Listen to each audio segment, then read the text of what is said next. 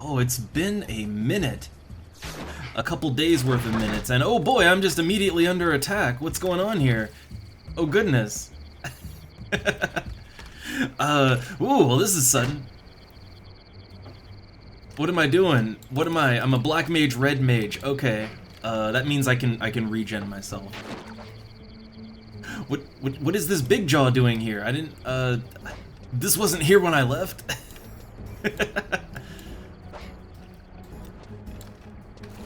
Let me buff up. So yeah, this is a bit of a rocky start. Oh man, my effects are like non-existent. What's going on with my sounds? It's only my sound too. Yeah, it's that's weird. Huh. I don't know, we'll figure it out. We'll figure it out. Okay, so yeah, I just start off and I'm immediately under attack. Not great. I'll say that. Not great.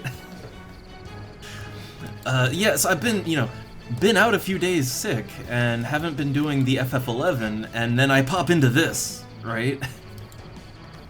Cool.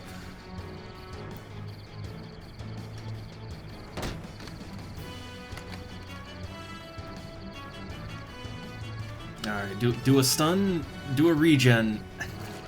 I gotta salvage this. What level was this thing again? 47. Okay, so it's a couple level. Yeah, it's quite a few levels under me. Ooh, screwdriver. Wait, do I have my? Okay, I have my melee set on. That's good. That's good. All right. So for once, I'm not a I'm not a slash beast master out here, and the reason is I was fishing. This is the spot where you catch moat and forest carp. Pretty good, actually. So yeah, I had slash red mage on so that I could sneak here, right? Because there's a bunch of hostiles out in the jungle. And I didn't want to not be a black mage. I wanted to have my party flag up, and in case I get an invite, right? So, well, I don't know. It's working out. It's working out.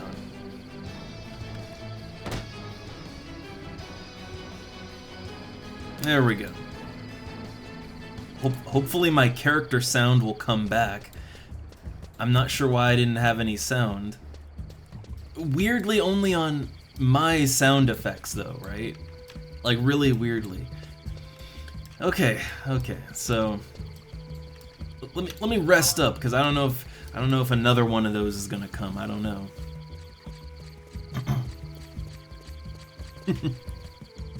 Okay, so I didn't, the thing is, I didn't do a lot of fishing because I got sick, right? I got really goddamn sick, so I didn't play the game at all. Yeah, I only have 7 forest carp and 6 moat carp. That's all I've got. But what I do have is I have 3 stacks of insect balls. Now here's the thing. Here is the thing. I bought these 3 stacks of insect balls. I could have crafted them myself, and it would have saved me money to do that. But it's gonna cost money no matter what. Right? Like, no matter what we do, it's gonna cost money. So it's fine to save. This is already gonna be a very time-consuming process, so whatever I can do to save some time, I'll do it. Also, the carp isn't the only thing I've caught here. Yeah, I've caught a lot of copper rings, which I can level up my crafting skill just a tiny bit by desynthing them. I can do that.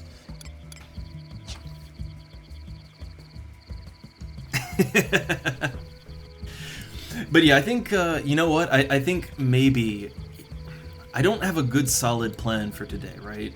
No good solid plan. So how about this? How's about this? Let's put that party flag up, right? So we're gonna put the party flag up and we're gonna do some fishing. And if we get a party invite, great. But I'm not really counting on it. Also, yeah, since you can catch rings here, let's go ahead and let's desynth those rings.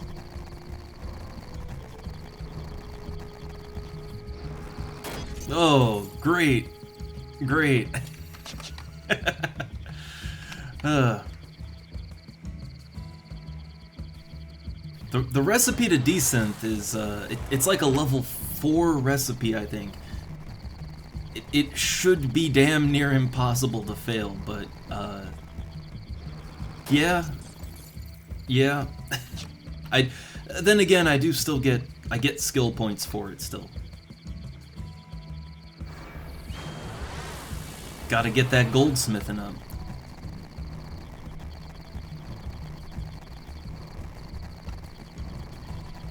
So today, consider today is gonna be a little looser, right? And it is because I'm coming off being pretty sick, and I gotta get back in the rhythm of things. I'm a little rusty since I haven't even been thinking about games in a couple days. But we'll try to pick up. We'll try and pick up where we left off. We'll try. Oh, we got one. Yeah, 2 copper ingots. Copper ingots. They are worth money, I'll say that. They are actually worth money. Copper ingots are one of the most basic things you can make for either blacksmithing or goldsmithing. Super basic, right? That said, yeah, ingots do sell for at least 3K a stack, at least.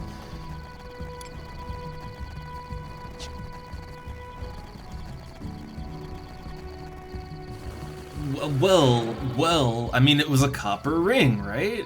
It was a copper ring, so it melts down into copper ingots.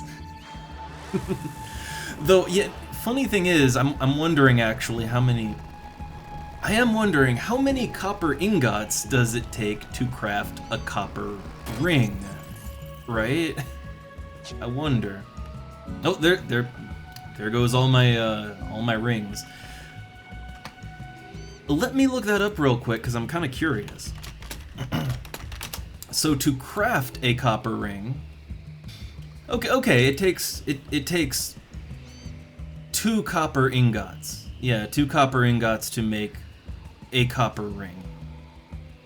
Okay, fair.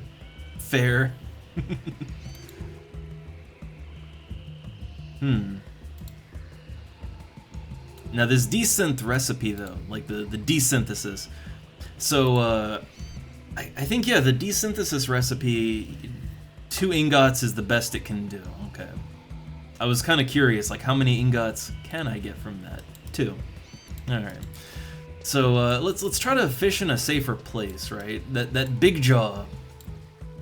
I guess it spawned there. Now I don't know where do I have to be on the lookout for big jaws? Am I safe here? I don't know. Is this safe? Maybe just in case, right? Maybe I should buff up. Oh, look, the big jaw's back. He's back over there. So yeah, let's put Protect 2 on just as a preventative measure. And let's hope that guy doesn't wander too much, right? Yeah, let's hope he just stays in his lane over there. Otherwise, I think we're good here. I think this is safe otherwise. So it's moat carping time. Look at that! I don't even have to push any buttons for this one. I don't even have to push a single button. Moat carp is so low level that it basically catches itself. Pretty nice.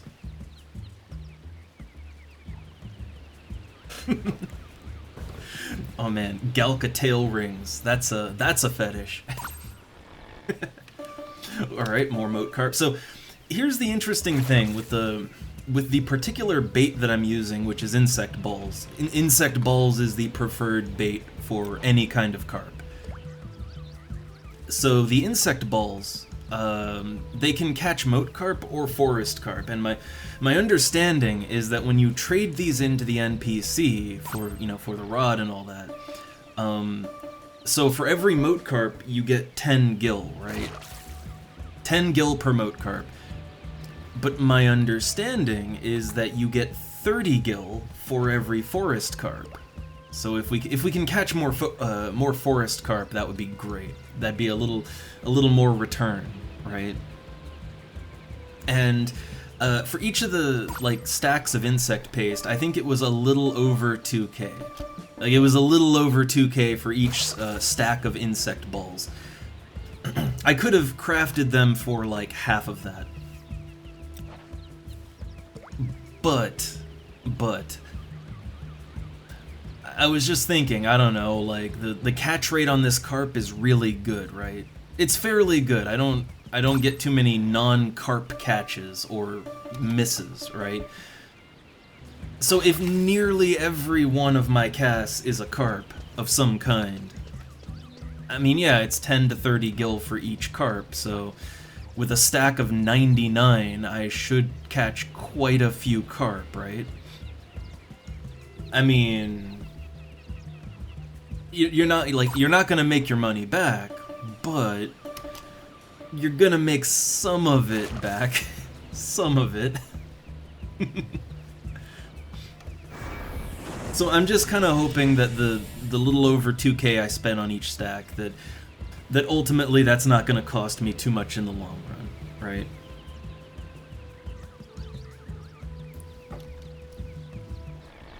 Oh, got a ferocious catch.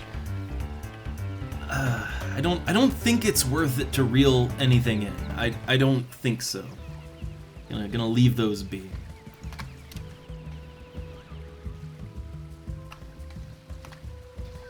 Also, trying to get a good vantage for fishing here. I do like to be aware of that big jaw over there. I like to be aware of it, but it looks like it's staying over there. So I don't know. We got a nice waterfall shot here. I like that. Look. This is like 90% of fishing in this game. You gotta find a nice, comfy camera angle. All right. Maybe go over here a little bit more. There we go. Okay, there we go. The waterfall shot. I feel like better for that would be like, I don't know, to fish down there somewhere, but there's big jaw everywhere, so that wouldn't work out too good. I don't know. I also still like to have some view on what's going on over there, and also just my character, right? Like to look, your choice of camera angle is vital as a fisherman, because you're gonna be staring at it for quite some time.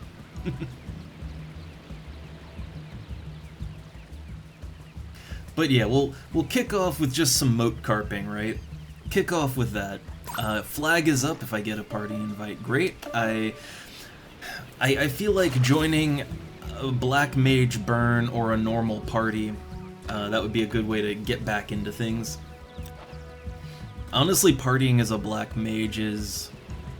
I like black mage. Look, I really like it. I love dropping that big magic damage.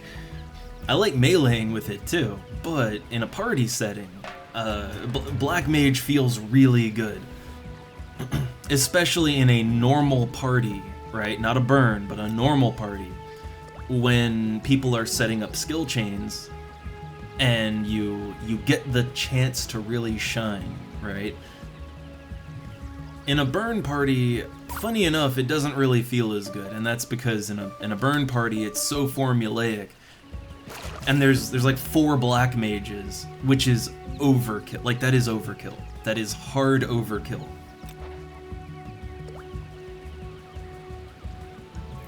So in a party like that, it's not quite as fun.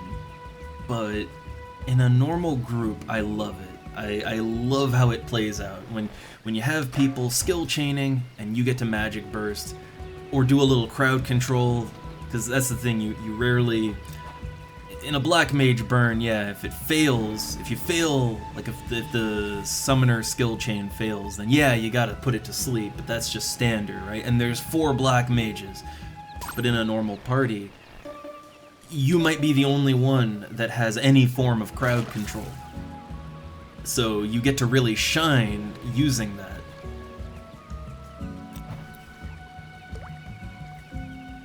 But the normal parties are pretty rare at this level.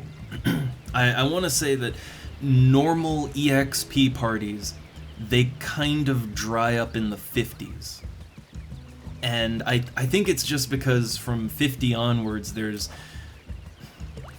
like, I don't know, there's a lot more ways to do burn parties and shenanigans like that.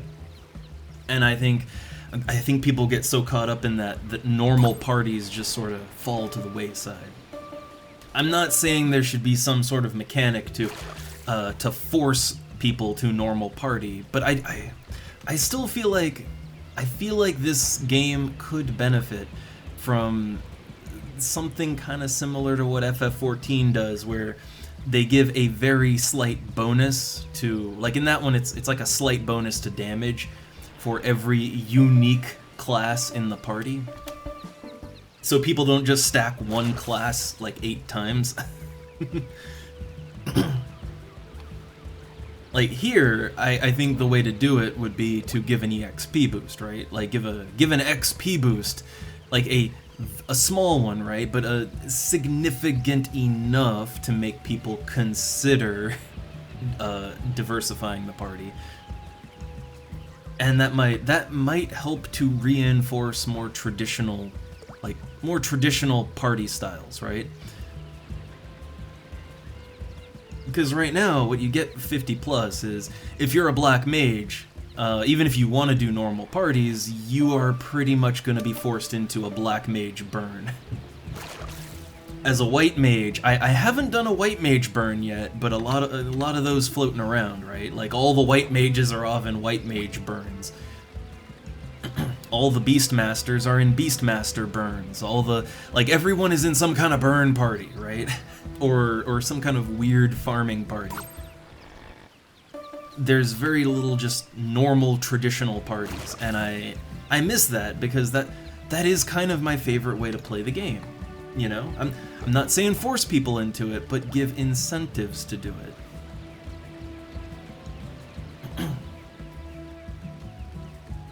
Those incentives could take many forms, but I don't know. I think that is where so many classes in the game have a real chance to shine and come through. And that one's a little hard to kind of. There's no simple way to describe why I like it, but the examples are the best way. Like, as a black mage in a burn party, I often just feel bored out of my mind, because yeah, there's 4 black mages. There's enough nuclear magic power there to end any threat, right? Like, in 1 second. It's overkill. You don't really, like, it doesn't really feel good to drop like a 2,300 damage ancient magic spell, right? Like it doesn't feel good because there's 4 people doing it and the enemy is dead in half a second. And that's just every pull every time for hours. But in a normal party, right? In a normal party where, you know, the damage goes out much slower, you're the only black mage. You know, when the party takes the time to set up a skill chain or two, and you get to magic burst that as a black mage, it feels really good. Because you're the only black mage, and you know, you're putting that high damage out, and it feels better. The fight's not over in like half a second, right? There's an actual fight there. And it's not just about damage, it's like the crowd control example. Yeah, in a black mage burn, there's 4 black mages. That's 4 people that can cast Sleep, Sleep 2, Sleepga, Sleepga 2, Stun, Bind, you know, like you have 4 crowd controllers, basically. There's no way the enemy isn't getting crowd controlled. But in a normal party, you might be the only one who can do anything, so when an ad comes or things get really hectic, and you come through with a a clutch Sleepka 2, right, or something like that. It feels really good, right? Like it's your time to shine. I think that's what's missing in burn parties of any kind of burn party. That's what's missing in them, is that no one really gets to shine. No one gets to have like their moment where they saved the party because of the unique things they bring to to the group, right? You just don't get that in a burn/farm party. But yeah, in a normal traditional party with diverse classes and diverse roles, most players in the party will have at least a moment or two where they get to really clutch come through for the group, right? And those moments are often the most memorable moments. They're the moments that'll stand out in your brain and will make you feel good about what you're doing even after the fact. That's just the way I look at it. But I think there's merit to that, right? I think there's something that should be preserved there.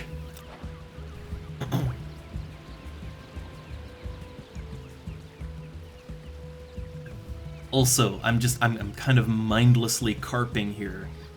I'm not sure if I don't get a party invite. I'm not sure how deep I want to go on these carp, right? I'm not sure. How many balls have I gone through? I am not even halfway through my current stack of balls, but I've got a stack and a half of forest carp and over a stack of moat carp. I mean, the carping ain't It ain't going super fast, but it's not going super slow either. These carp catch real quick. That said, it's gonna take a real long time, and I know that. I know that sweet Lu Shang's is quite a ways off, but I'm okay with that.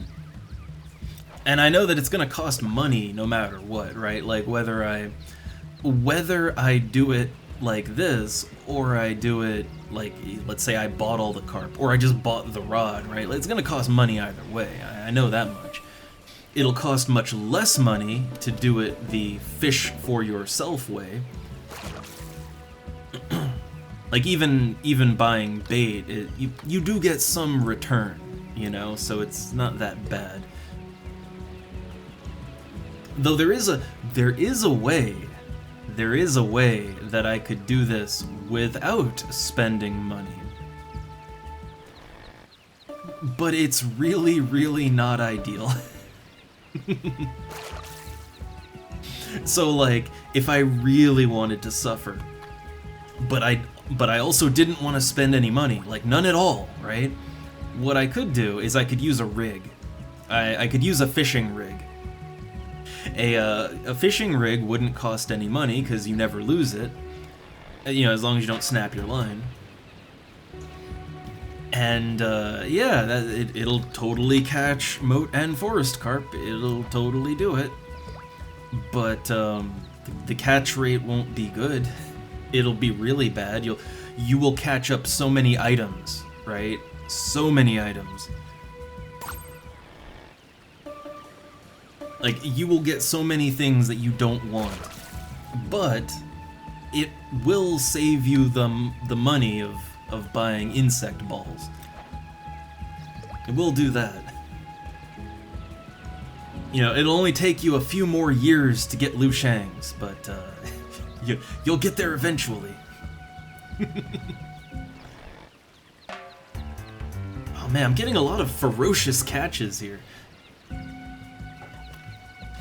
I think there is some reason to fish things like that up. I believe that there are some named monsters, like some NM fish that you could catch up. But I think the circumstances for that are pretty rare. And only in certain places,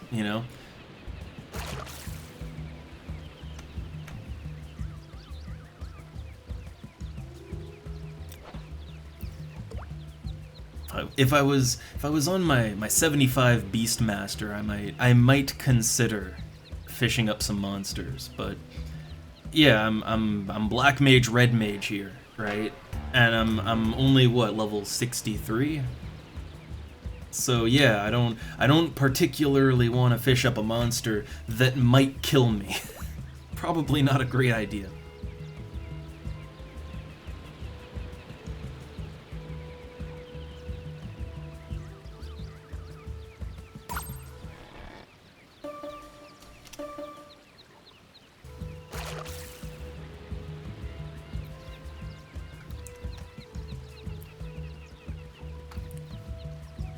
Man, I am getting back into the zen of fishing here. Honestly, I probably could have done a little fishing while I was really sick, but I just didn't think to. It is relaxing, super relaxing. Oh no, whatever it was too large to catch with this rod. Wonder what it was. It was an item, whatever it was.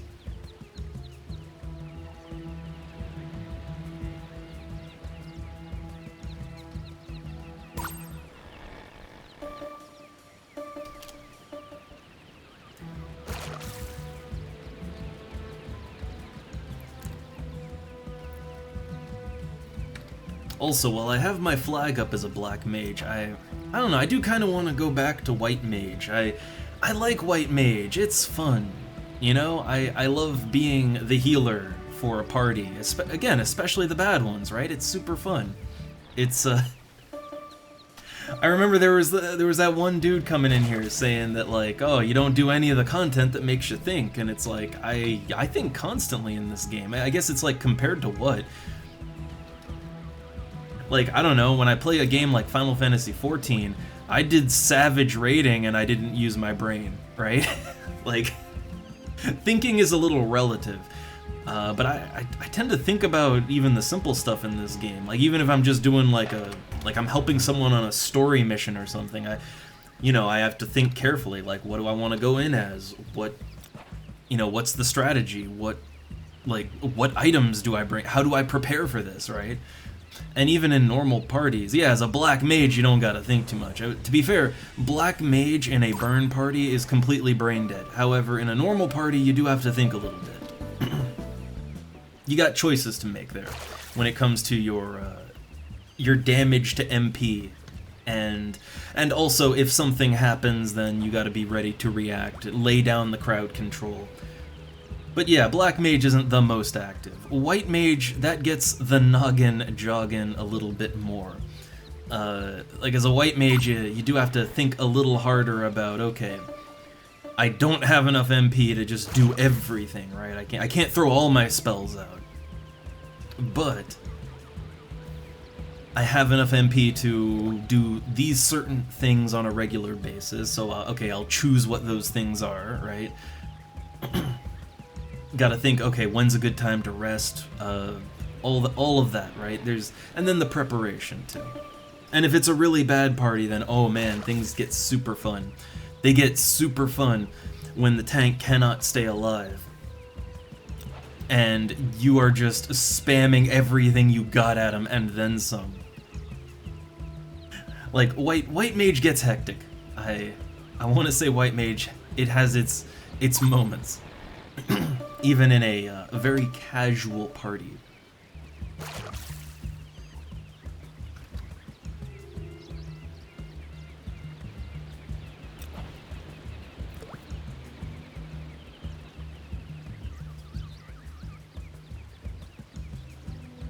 Oh man,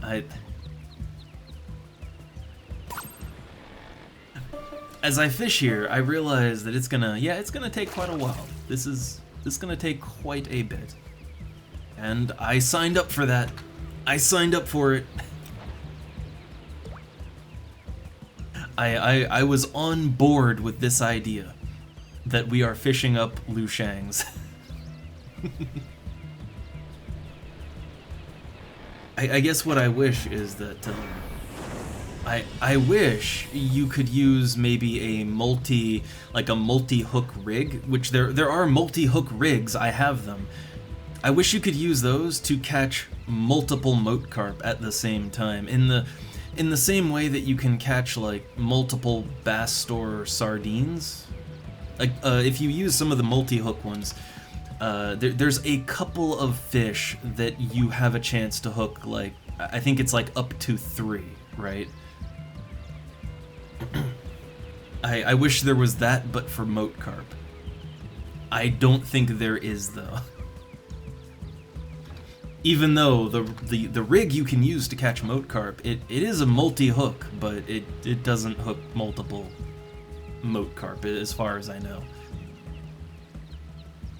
It also just has a horrible catch rate, too. Uh-oh, have we depleted the pool? Is the pool closed? Because I'm getting a lot of monster catches now. That is not great. Not great at all.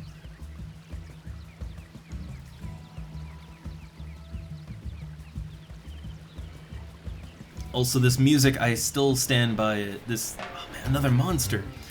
Yeah, this music really makes me want to, like, boot up Donkey Kong. Preferably, I don't know, I really like the second one. I like the second Donkey Kong a lot. But it's giving me such an urge to play that kind of game. Or maybe a Crash Bandicoot. That'd work too.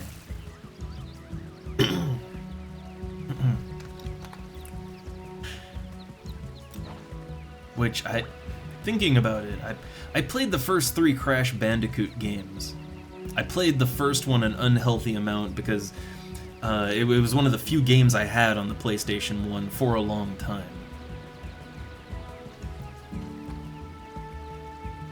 But I never... Well, were there any more? I mean, I know there's like remakes now, but was there ever like a Crash Bandicoot 4? I know there was the dumb racing games. But I don't think there were any more mainline Crash Bandicoot games after 3, or were there? I don't know.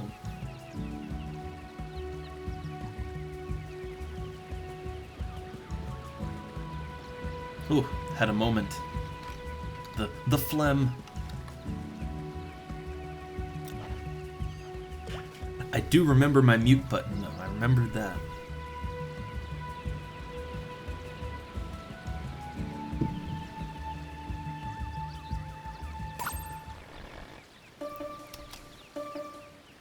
How many balls have I got now? I was at 50 something last I checked. 34, and we're still not even at 2 stacks of moat carp yet. But we are working on the 3rd stack of forest carp. I think forest carp is a little more common at this particular fishing spot. And that's a good thing, because forest carp is worth more on the quest turn-in, as far as I'm aware. I have yet to actually test that out, but I believe they're worth more.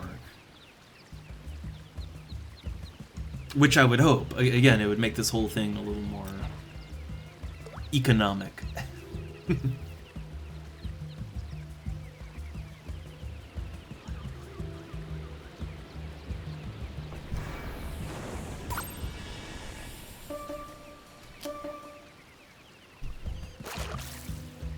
Oh, also, I had a revelation. Wait, since I've been so goddamn sick, I haven't even noticed. It's like we did do a stream Monday, right? But I can't remember Monday.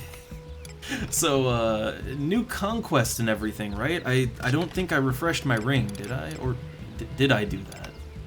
I did not, and I still have a charge left on it. But also, what's the conquest order of the week?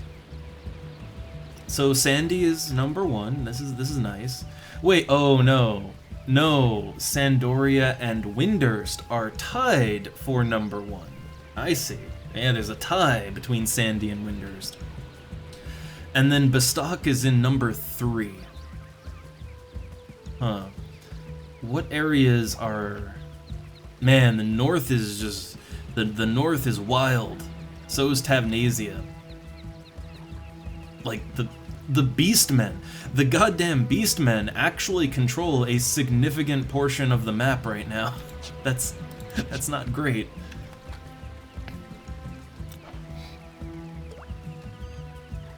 That is not great at all.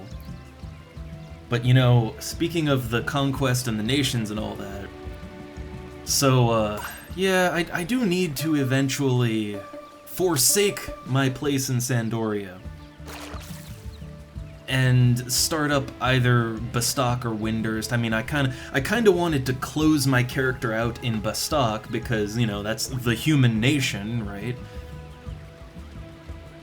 So I guess we got to do Windurst next, and I'm not really looking forward to that. The only thing I would look forward to is that when you do the Windurst nation missions, you get an item.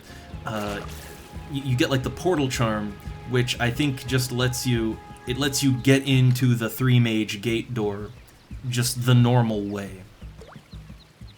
Like otherwise you would have to go through the canal in Windurst, which isn't the worst thing. I mean, you know, it's right in Windurst, right? So it's not like it's hard to get to. But you have to go through the whole canal, and then like that kind of opens up to the back door to the ruins, which is not quite. It's a bit of a workaround, right? It's taking the long way. So if I could get a portal charm that would just open the door for me, that would be great. And I believe I would keep that item even if I switch nations.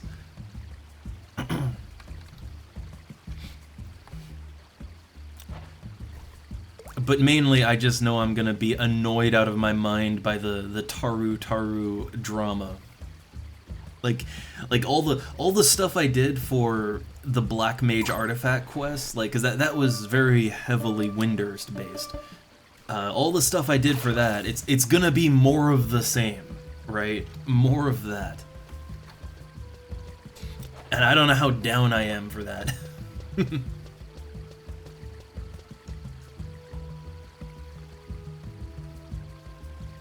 Also, I'm not sure where my where would I stand when it comes to teleports exactly? Because yeah, like I have all the teleports except for Tavnasia, so would I lose all of those and have to get them again? Like that's gonna really suck. Like cutting off my outposts is gonna be not very great.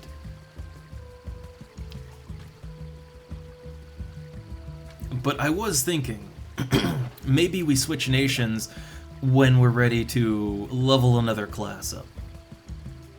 Right? Like, I don't know, when I'm ready to go the road of the Paladin or something, which even before I do that, I'd like to get Warrior leveled up. And I'd only level that as a sub job. So that, you know, that's just slap slash Beastmaster on it and call it a day. But yeah, maybe when I want to go up Paladin, maybe that would be the time to go Windurst. I don't know.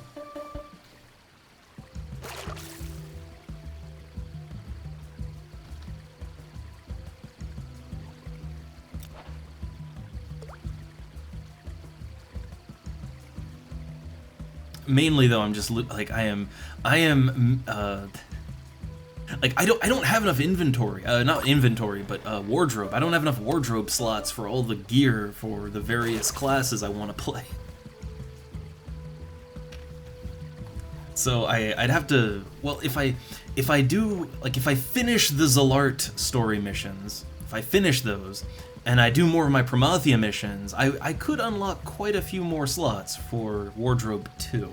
But Wardrobe 1 is as big as it's gonna get. Oh, and hey there, Sandals. Hey there. Welcome to big Final Fantasy Bass Fishing. Turbo remix version. Oh, it's the best fishing game. I don't know what all these monsters and wizards are all about, but it's a great fishing game.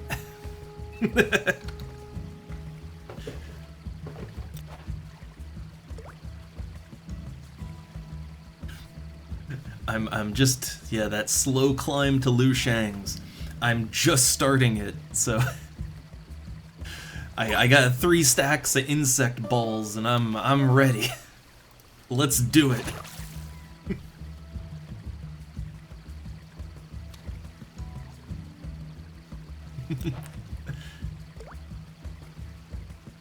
I do kind of, when I finish out this stack of insect balls, I do want to switch out to a rig that can catch carp, and I do, like, honestly, I have not tried using a fishing rig here yet. I've tried it in other fishing spots for carp, and the results were not great, to say the least.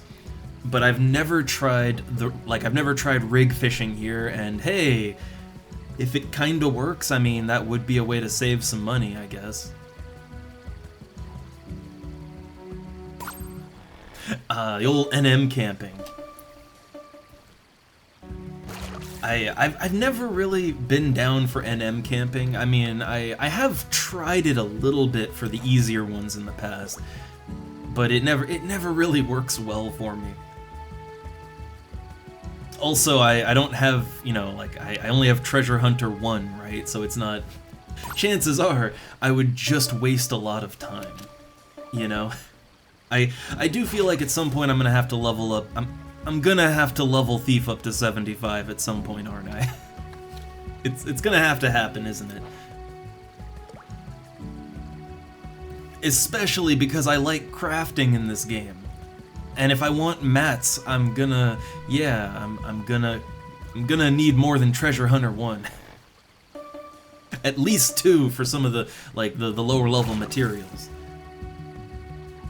Also, hey there, Burn. Hey there. I'm not dead.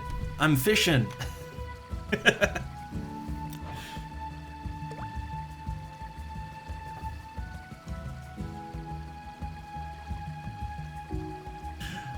Just slowly racking up those carp.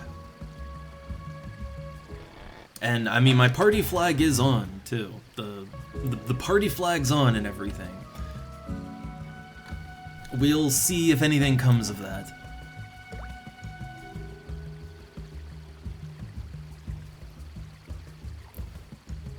I mean, my next immediate goal for Black Mage is, well, I want to get level 65 so that I can wear the Oppo crown that I got, right? You gotta be 65 for that. And even just to wear it cosmetically, I have to be level 65. So, I like the current look, but I want to wear that crown, right? It also looks cool.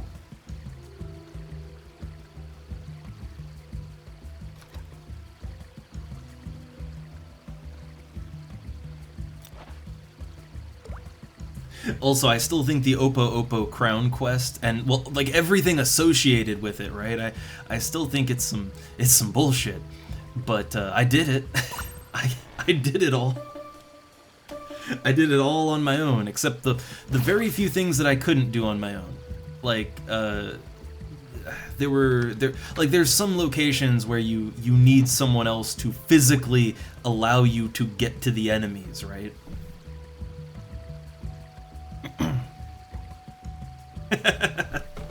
Oh no, Burn, I'm just a ghost in the stream.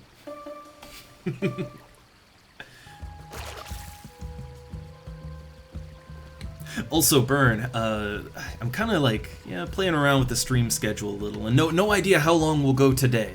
No idea. Honestly, I'm already hungry and I could use lunch, but like, look, I'll try to go as good as I can, alright? But here's a thought for the weekend, because that time's coming up. I really want to play. I got both Bully and Old School. M. Dickey's Bully. I got both on Steam. However, Bully, there's some issues getting that game to run properly. I need to do some things with that. I really hate how Steam, they sell games like that Like, they sell older games, right? But they make no effort whatsoever to make sure that it actually functions on current hardware that people have.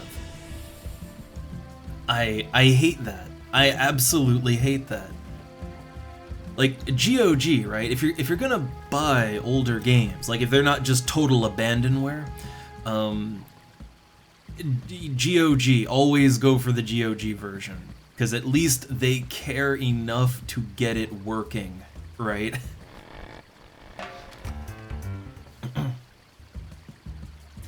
Well, in general, I think most, honestly, I don't think most companies took their PC ports seriously until, like, relatively recent times, like in the last 10 years, right?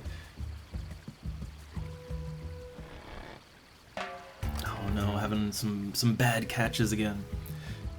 But yeah, like, if you find a guide, like, put it in the Discord, and I'll try to follow it to get Bully working. But I wanted to. Bully's gonna be a whole thing, right? If I can get it working. But what I know will work is the other Bully game, M. Dickey's Old School, and I really do want to play that because I have never hands-on played an M. Dickey game. I've seen them played. And they always look like a lot of fun. But I've never really hands-on played it myself. Well, I would like to fix that. So I'm thinking we do that on Saturday. Like, either Saturday or Sunday. I'm thinking that's our game.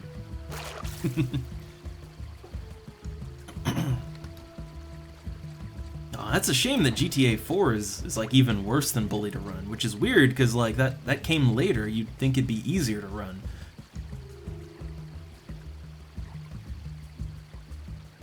Yeah, I got both Bully and Bully at Home. There's a stream title right there. We've got Bully at Home.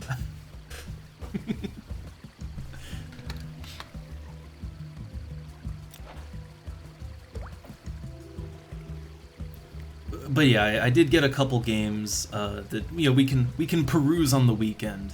Might not just be old school. Also, every now and then I like to peruse the abandonware, the old abandonware warehouse, right? And things that you get with those means, they're never ready to go out of the box. You gotta figure how to get them installed and running, right? I got another game that I've been wanting to play for myself for a long time. I got one. It's one of those games though that you have to mount an ISO, right? And then you've got to mount that in DOSBox, and then you've got to run Windows 3.1 in DOS, and then install the game on an emulated Windows 3.1, and then back out to DOS and run it through that, right? It's a little complex. I've done it before. I had to do that for Terror Tracks, Track of the Vampire, right? That's what I had to do for that game.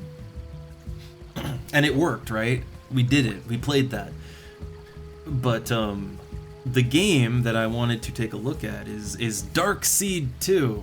That is, I know it does have a little bit of a meme status now, but I like the idea of the Dark Seed games. I don't like the time limit of the first game.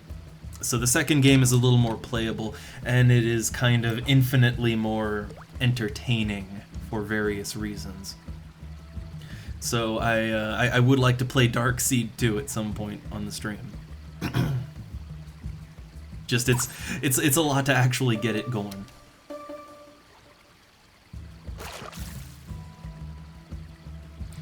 And ooh, nice, we got guides. So again, I'll try to look those over and get things running for indeterminate date in the future stream. I'll try to get on that. Man, I'm a little congested today. Well, I don't know. Considering how sick I've been. Yeah, I get it. I get it.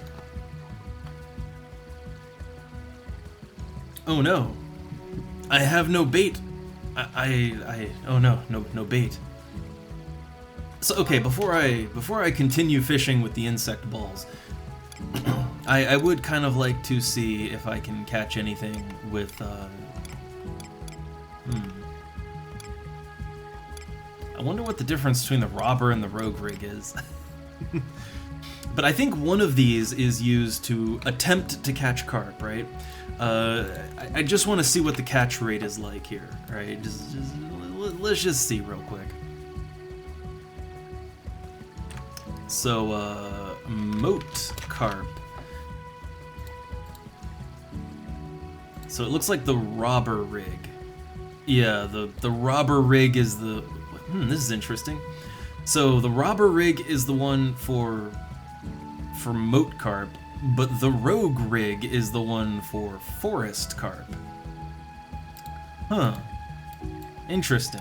Well, okay, let's try robber first, right? Let's see how that works out.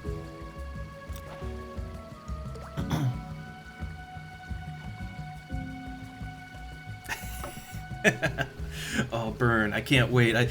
When you really think about it, man, any game that lets you just beat up children, like... Man, finally, right?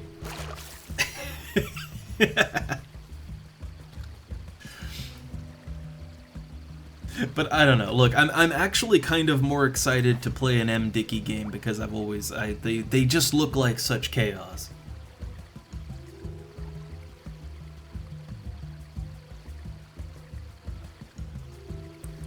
Well, yeah, kinda, yeah. It's just like, because every M. Dickey game is a wrestling game, so they're all just like wrestlers shrunken down to be children.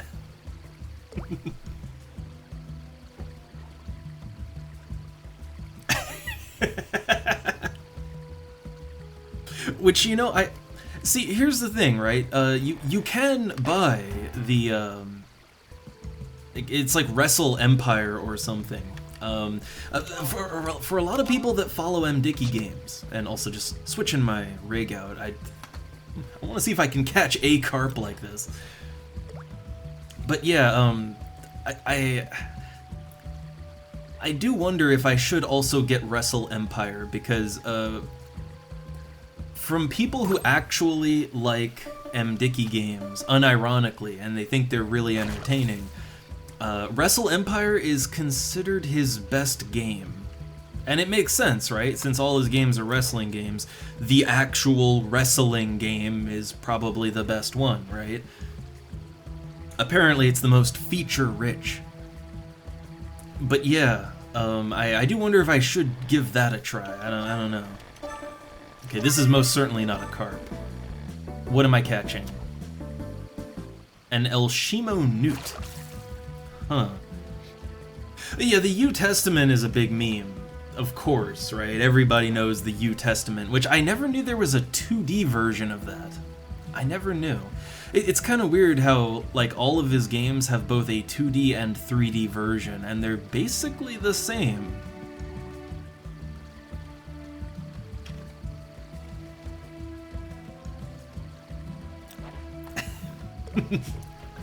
Well, Fallout, that'll again, at some point, it's coming. Like, that'll be the next game we do proper. But I don't know, for Saturday or Sunday, I really just wanted to chill with some M. Dickey, some old school, because I'm in that kind of mood right now. Also, yeah, the catch rate. So what I'm doing right now is I'm just switching out to a rig to see what the catch rate is like for moat/forest carp. And it ain't great. Like I'm catching lots of newt and lumber, like literal lumber, right? But yeah, as far as catching carp, no, it's just not. It's not even happening, right? I'm sure a carp will get mixed in there eventually, but the catch rate is so bad, it's not worth it. So yeah, my takeaway there is that if you wanna catch carp, either forest or moat, yeah, you kind of have to pay up, and you have to use live bait. You gotta use the insect balls. Insect balls are the very good catch rate, right? And I haven't purchased, well, I thought it was on, I think if it had been on a sale, I missed it. So for the moment, I'm like, okay, if it comes up on even like a crappy 10% sale, right? Like sure, why not? I'll do it, right? But since I'm not gonna play it in the immediate moment, I'm giving it some time. All right, giving it a little time. Oh, hey, look, sandals. So the shoes there, right? Like, I know the leg part, that's definitely red mage, right? The shoes, I would assume, are also red mage. Like, man, why red mage is so stylish? God damn.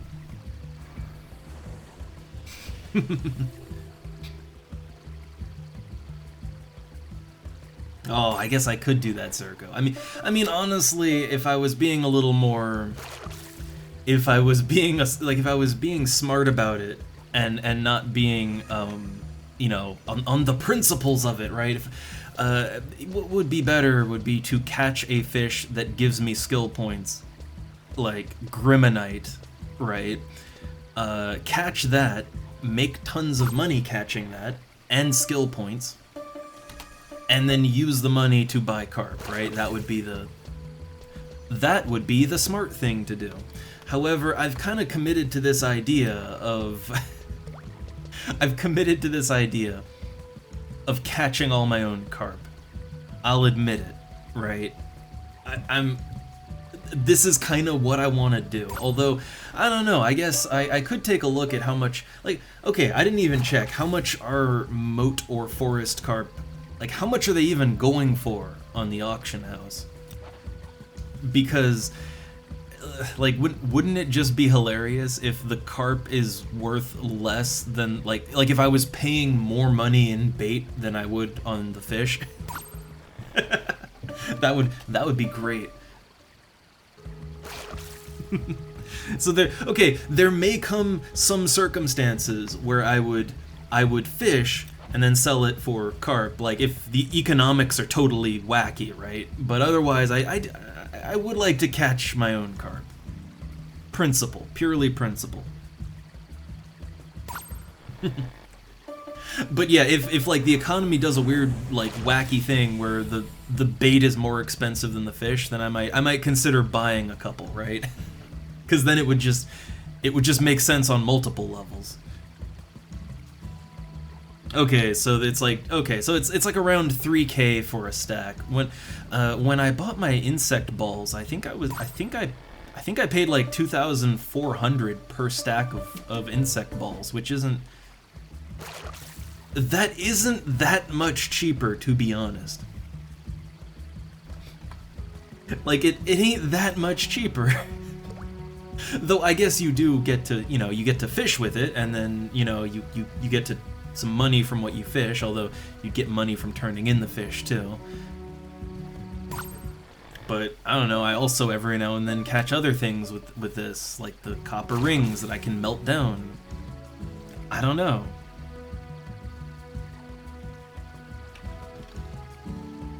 Yeah, like with a lure, I mean, the problem is that lures seem to have such a low rate of getting a carp here. But okay, let's say I just went and fished something totally different. Yeah, like that would probably be better, right? I could probably generate the money to buy the fish and then turn them in and get a tiny bit of my money back, right? You get a little bit back. You know, that would probably be faster and more economic and make more sense overall. It's just I don't know. Maybe I'll do a little bit of that, because at least that is still fishing, right? The main thing is I want to earn. This is a legendary fishing rod, and I want to earn it by fishing, right? That makes sense. So we'll mix it up, right? We'll mix it up a little bit. I mean, I'm like 83 fishing, so I have again like if I for money Grimmonite, right? Like Grimmonite, Bastor Bream, and you get like the Norg scroll and the Damp scroll. There's good item loot at the fishing hole in the grotto. Like honestly, I can make a lot of money. I can make about 50k in a very, like, we're talking maybe an hour, or like an hour or a little over an hour. I can make like 50k there. So yeah, I'd probably be better to get the money to buy the carp, but we'll see, right? We'll see.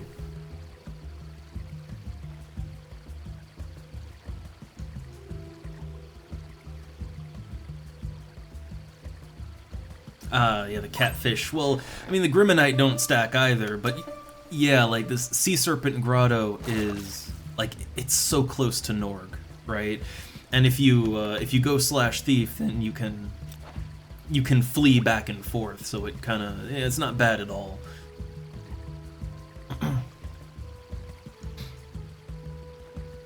Well, I guess what you gotta look at, Sito, is what do you have to do for the best rod?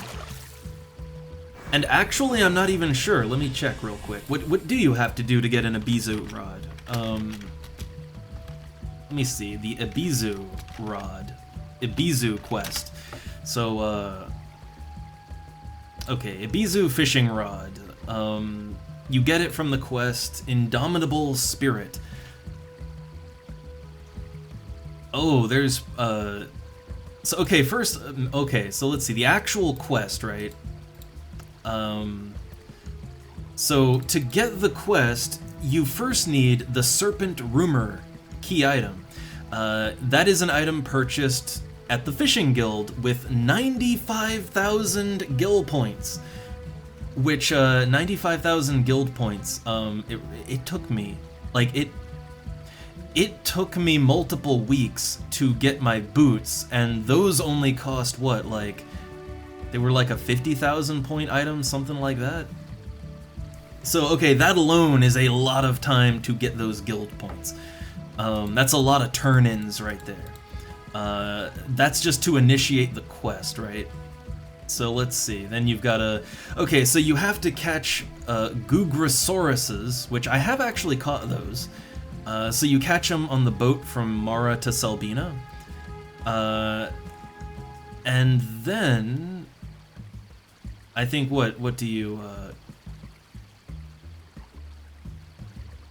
Oh, okay, so in order to even talk to the NPC, right, to talk to him, you need Sabershoot and Opal Silk.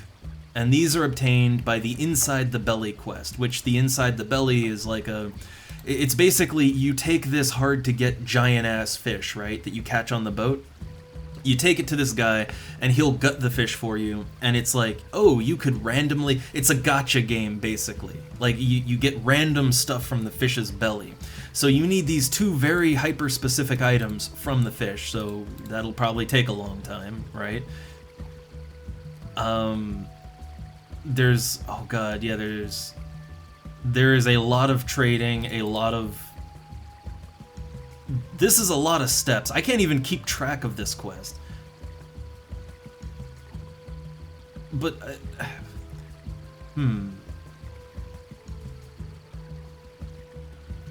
Yeah, so it seems like you're dealing in a lot of RNG, basically. Now, are these items... Yeah, okay, they're non-tradable, so you gotta do this. Does it give a percentage? Does it give a percentage? Oh no. Oh no. Oh no. So, the Sabershoot, right? You need multiple items. So the Gugrosaurus, again, the Gugrosaurus is... It is a little tricky to catch, and it's hard to get a lot of them, and they're high value. They're worth quite a bit, right? So your chance to get a Sabershoot is 0.4% every time you turn one of these in to have them gutted, right? 0.4%. Also, your chance to get opal silk is 0.5%. So you have to get 2 items that have like a 0.5% or less chance, right? I could imagine that you could potentially spend like tens of millions on the fish, or turn in tens of millions of fish before you actually manage to get these items, right?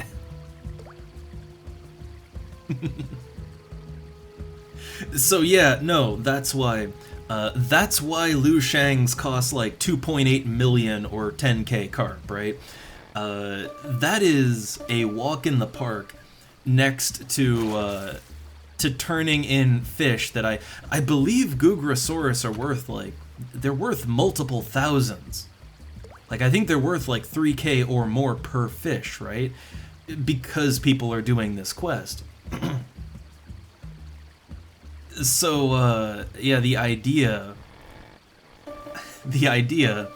of turning in so many of these to get like a 0.4 or 0.5% chance item. Yeah, I'm not gonna get me an Ibizu rod anytime soon. I'm just saying that ain't. Yeah, that is too much RNG for me.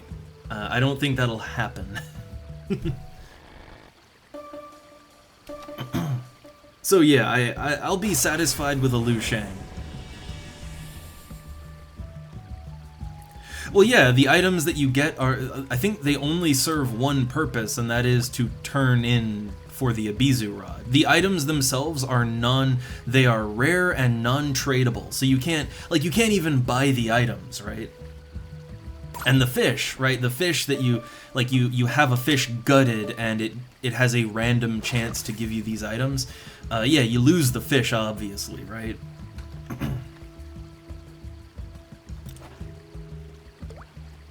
Well, you get something. Yeah, like there's a bunch of items that it could be, but none of them are. I don't think any of them are really particularly valuable. So it's you are playing a gacha machine, right? Like you're putting your coins in and rotating the dial, see what you get out of the thing, right? Like.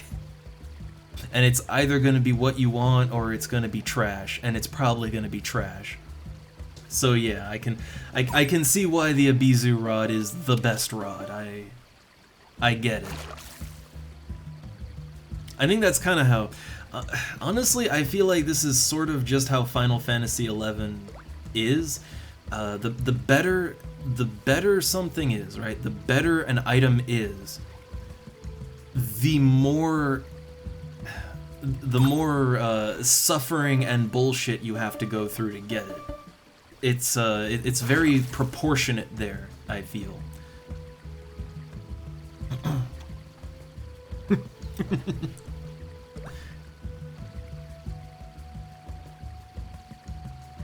Yeah, like it's just one of those things where like first off, the fish itself that you have to turn in, it's found on the fishing boat, right? And you need meatballs. I caught a couple of them before, but they're not a good catch rate. They're really not. Like the catch rate on Gugrosaurus is horrible.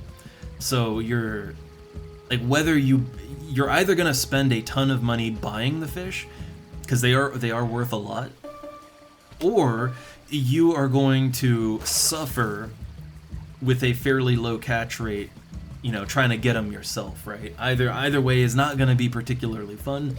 You're only going to lose money along the way. Not great times. But if you have the fortitude, if you're a hardcore enough gamer, then you might, you might get yourself the best fishing rod in the game, but, good luck.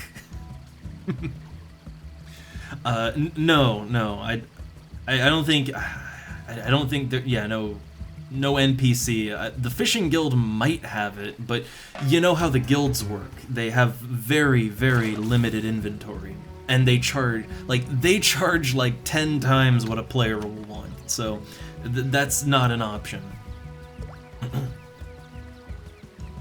It's a challenge. It is a challenge. And I get that, right? I get it.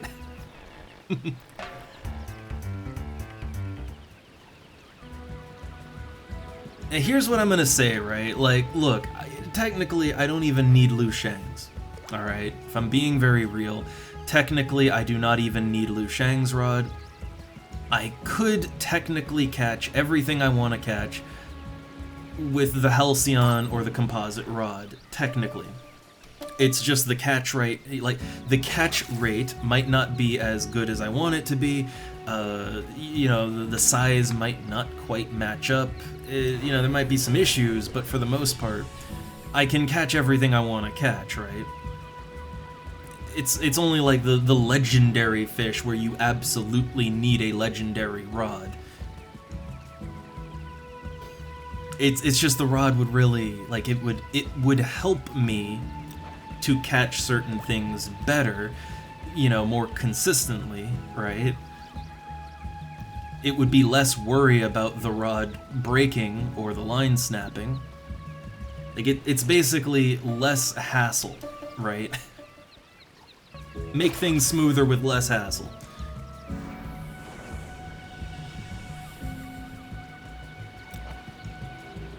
But yeah, for me, it's like, I don't need it. It's just, yeah, it would help.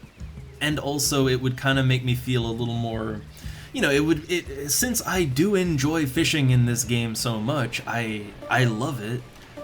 Since I like it so much, I should probably take the time to get some of the fancy items for it, right?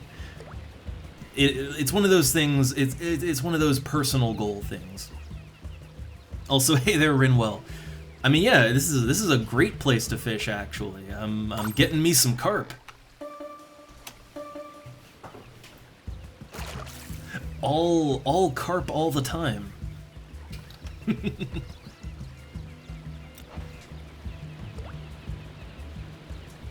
Also, I really, really wish that in FF14 they let you do this, but they don't let you do it here. I really wish that you could fish while sitting. That would honestly be pretty great. It would give me more of an excuse to go for the exotic chairs, right? Because then I could just sit and fish. But nope, only standing.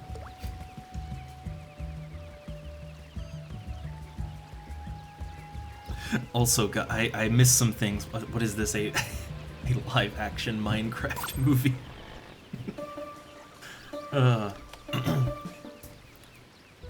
I can't wait for more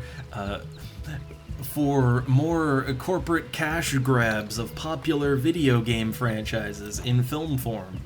I can't wait. I enjoy consuming product.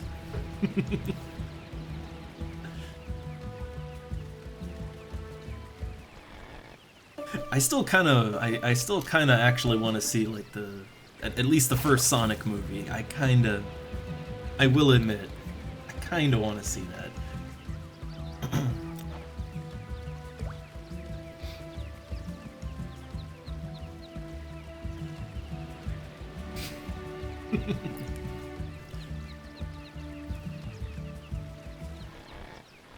Yeah, that's not really a combination I would expect.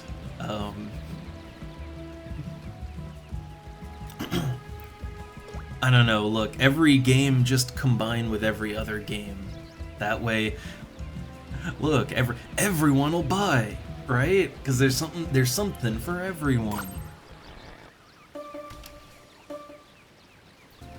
So next, I don't know, next survival horror game, let's have Fortnite content in there. Family Guy in the next Silent Hill. I don't...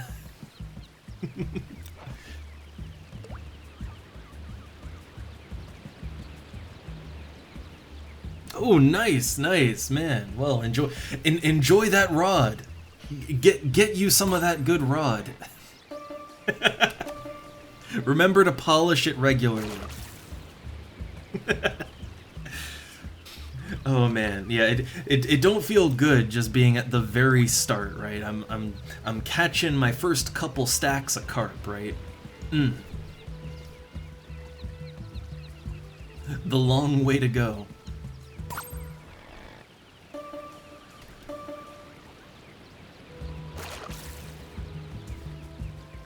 Oh no, hold up, let me see. What is this cursed image?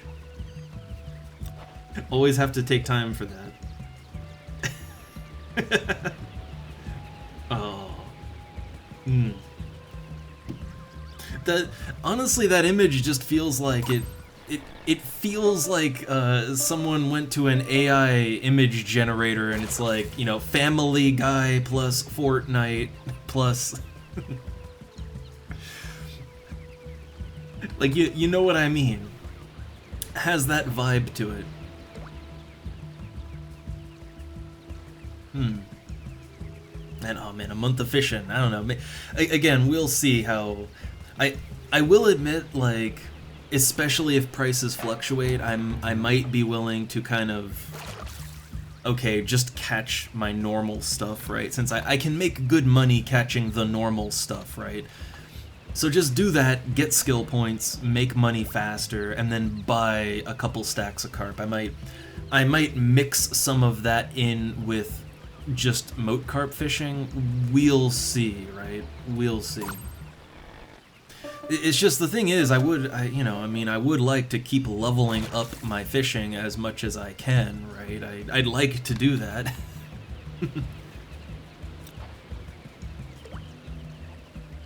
Because as nice as this is, it's progress in one form. I'm not capped. I'm at 83, right? I'm getting up there, but still got a couple levels to go. I don't get any skill points doing this. I would like skill points, but we'll see. We'll see. I do however I do it. I just know that I don't want to just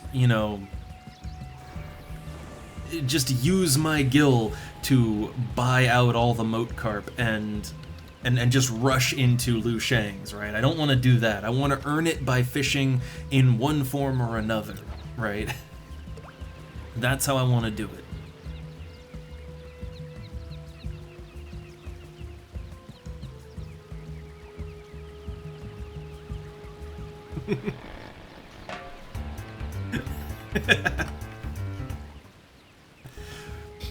Oh no, someone carpe diemed. Oh.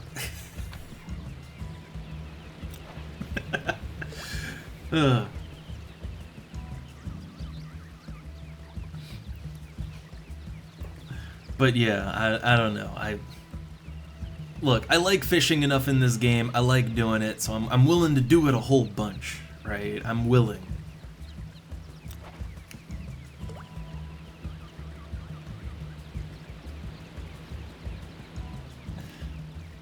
The funny thing is, I never had this urge to even consider doing such a nonsense task in something like Final Fantasy XIV, right?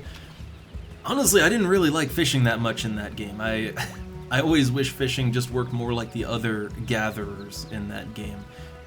So simplified, right? Some people swear by FF14 fishing, and I do see the appeal. It's just for me, it never really I felt like what it was missing was stuff like Liu Shang's, right? Some kind of nonsense bullshit tasks that would actually give you something functional and really actually worth the time, right? Now, FF14 is really good at giving you nonsense tasks that will take forever to do. But like the most you'll get out of it is I don't know, a hat, something completely inconsequential and non-functional. I'm not just doing this whole thing for Liu Shang's. I'm not doing it just so I get a cosmetically cooler looking fishing rod, although that is certainly part of it. No, it's a good ass rod, right? Like it's gonna catch all the fish I want to catch, and it's gonna do it better than what I have. So it's not like it's not just a for funsies thing, you know? And I need that. I need something like that. And I'd say that was kind of where FF14's fishing really, it's where it didn't click with me, you know? I didn't, honestly, fishing in that game never really felt like it was worth anything. Because you can't vendor sell fish in that game. They don't sell for anything. And players don't buy fish. They just don't. So yeah, you know, like it always felt like I was fishing just for fun, which I can get fun out of fishing. I like it, but I like it to also serve a purpose too. You know, I like it to go somewhere.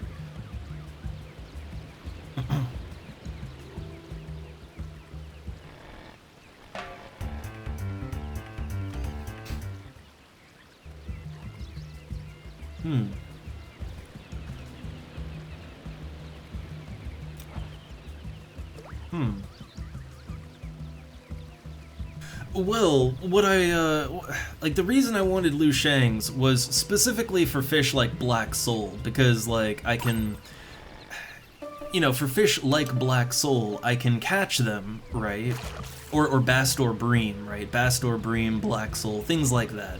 There's quite a few fish like that where, you know, I can catch them with a composite rod, but it doesn't really fully work. You lose a ton of your fish with the composite rod. So a Liu Shang, like that would catch them without losing them. And it's not necessarily a problem. Yeah, it's not necessarily a problem that you might pick up other fish, because it's all, I mean, at the end of the day, especially if you're capped out for skill, you know, it's money, right? It's all money that you're fishing up at the end of the day, one way or the other. But it would be nice to catch Black Souls without losing over half of them. That would sure be nice. It would make those days where I'm really feeling lazy and I don't even want to leave Juno, but I want to make a little gill, right? Like, you know, fishing. Yeah, it'd make those days a little more tolerable.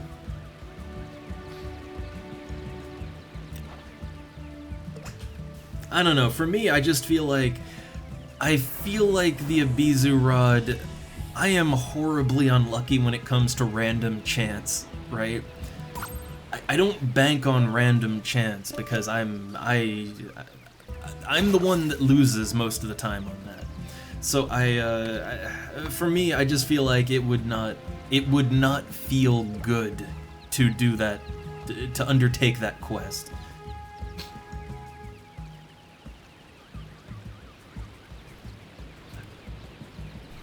Like, the thing about Liu Shang's, right, is that there's no RNG on these moat carp. I'm just fishing them up, and I'm turning them in, and the number goes up until I finally get it, right? Yeah, no chance involved there, and I like that. I really like that. That feels nice and cozy to me.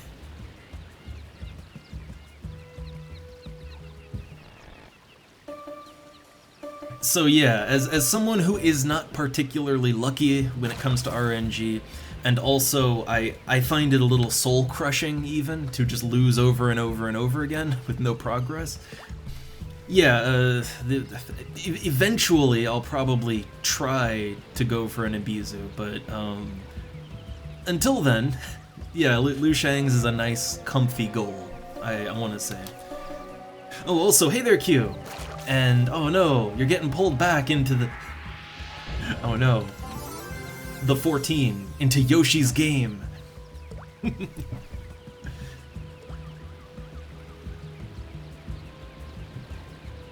I mean, I don't know, I might hop back in, like, when the next expansion drops, right? When the next expansion drops, I might hop back in just to see if anything is at all more interesting or fun. Probably not, but you know, hey, why not, right? Give it a check out. But shy of that, I don't think I'd really... I just prefer to stay away from it.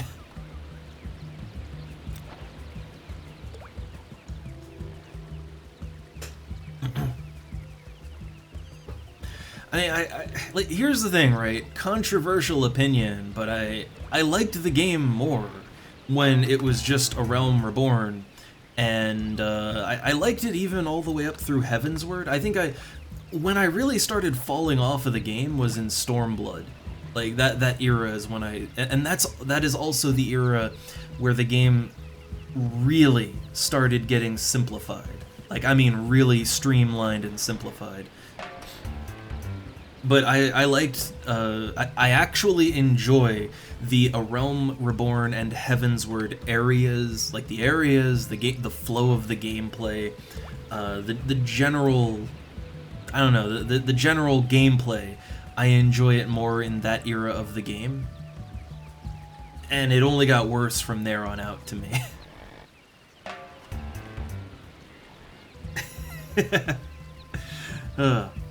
But yeah, I don't know, like, I've only been more and more disappointed the more the game goes on, so I know I probably wouldn't have fun if I tried it again. Also, I have Invisible Elf here next to me now. I think every time I throw my line out, he's just gonna go invisible. That's just gonna happen.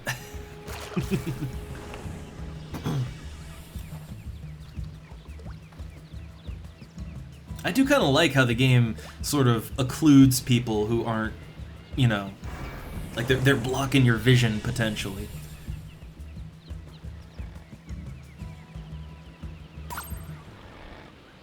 I mean, I like simple games every now and then too, and I did have fun at times with FF14 and how simple it plays, you know? It's just...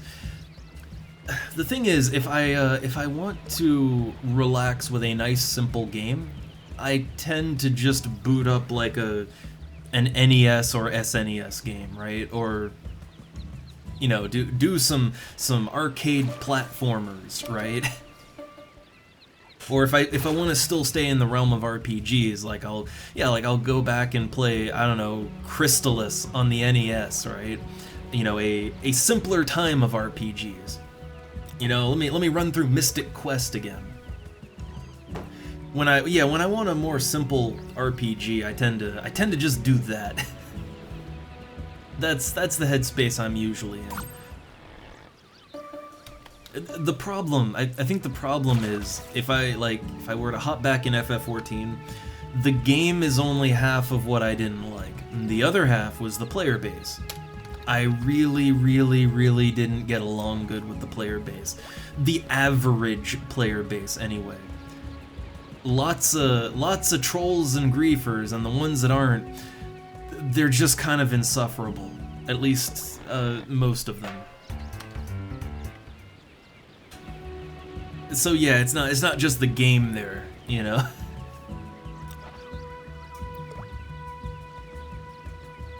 I mean, I don't know, like, if Burned Out on Horizon, well, hey, there are a bunch of other private server games out there to play. Me personally, I would like to hop back on Turtle WoW a little bit. It's not quite fully my type of game, but I mean, honestly, it is a very fast-playing game, right? It's like a really streamlined, fast version of EverQuest. But yeah, I was kind of having fun once I got to dungeon level, and, you know, you don't have a group that's just terrible. I was having fun with that. And I need to hop back in City of Heroes as well. I do enjoy my City of Heroes. I tend to go back to my comfort food MMOs, you know?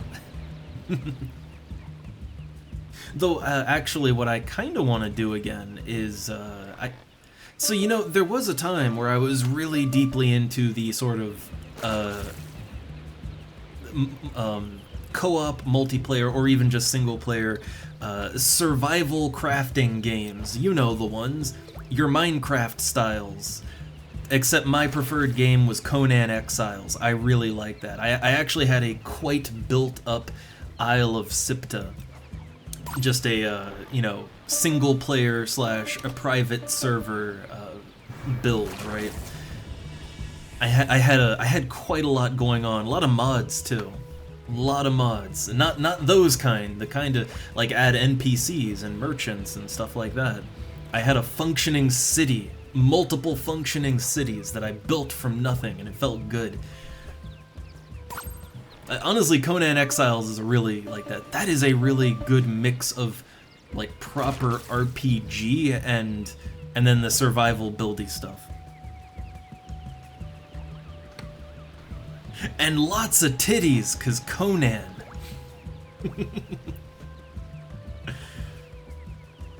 And hey there, Pepe. Yes, I remember Pack Mule Cito. Only died a few times. The 4 cursed Cito. I forget how many curses Cito got up to. Yes, Exiles does have a dick slider. And also, it has a rare item that you can get with like the end game content, which is just you fight bosses and stuff, and you can get just random loot. One of the random loots is a penis enlargement potion. I shit you not, and it makes it so long it drags on the ground. That is an item you can get. But no, it's actually a really fun game too. It is a solid game. And the Isle of Sipta, even, that was fun because it has like all kinds of... It has like vaults you can plunder into, and each one has a story, and it has a bit of a Lovecraftian theme to it. I really like that.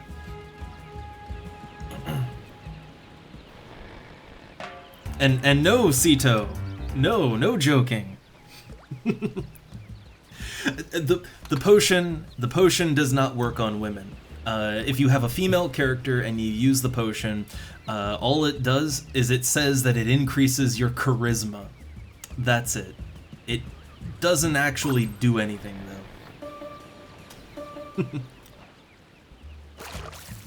But no, like, Conan Exiles is, it's good as just an, like, straight RPG. It even does have, depending on the map you play on, it does have, like, quests and stuff. Like, it's an actual RPG. But, it's also just fun to kind of build up an empire, right? You can literally build up your own empire. I had built, like, multiple cities on the Isle of Sipta. I even had, like, an evil wizard tower, complete with sacrificial altar on top. And that's the great thing, it's Conan, so you get to, like, you can really get into it, you know? So, like, you build your skull throne on top of your massive tower. You have loincloth-clad dancers just writhing around on your throne, right? The sacrificial altar on the other side of the room. And, like, you get to just get into it. Just get into the Conan universe, right? It's a fun time. But I kind of want to play that again. I actually do have a big soft spot for survival builder RPGs in general. I think what it is like at a certain point, the more sandbox style of RPG that we used to get back in the day, you know, I don't know, like even stuff like Daggerfall. I mean, you look at the Elder Scrolls games, and even that has been simplified a lot over time, right?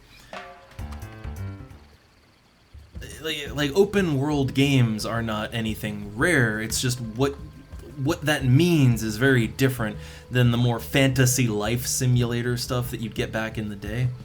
Like, open world now just tends to mean that, yeah, there's a big open map that you can go anywhere on, and it's non-linear. That's really all open world means. But back in the day, it's like, oh no, you gotta eat food, you gotta drink, you gotta, you have to survive in this world. Like, it's a whole life simulator, right?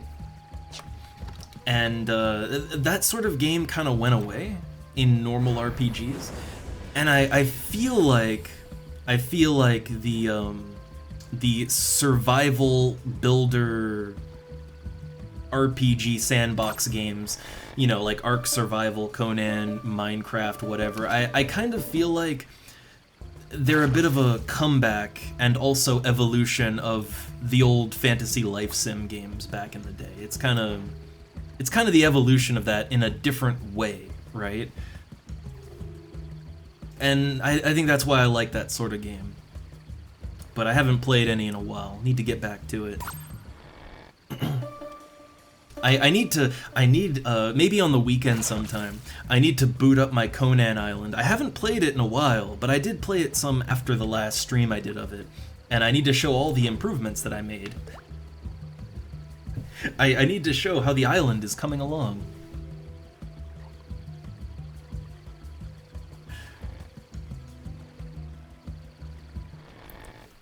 As an aside, I kind of like... Oh, Sandals is awake! But yeah, as an aside, I kind of like how in Conan Exiles, the game kind of revolves around... I mean, other than the like questy type stuff you can do, the game sort of revolves around finding NPCs in the world, because there's just like camps of NPCs all over like the various maps, right? People who are also marooned on this strange island or in the exiled lands.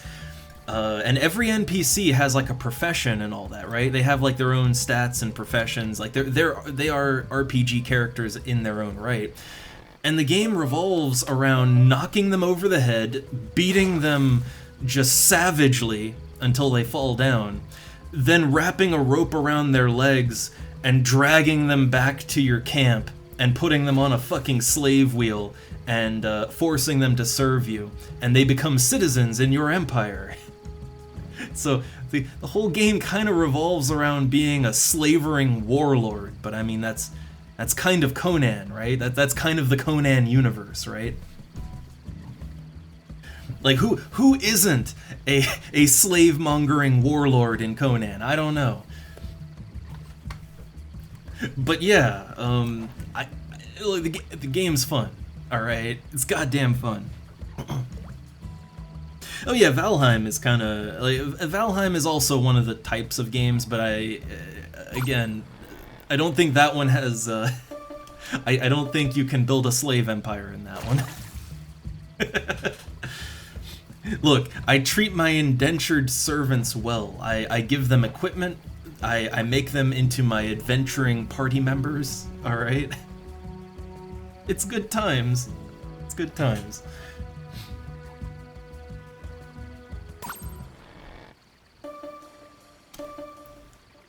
But yeah, I'm not against a more linear experience. I'm really not. Every now and then I like a more linear experience.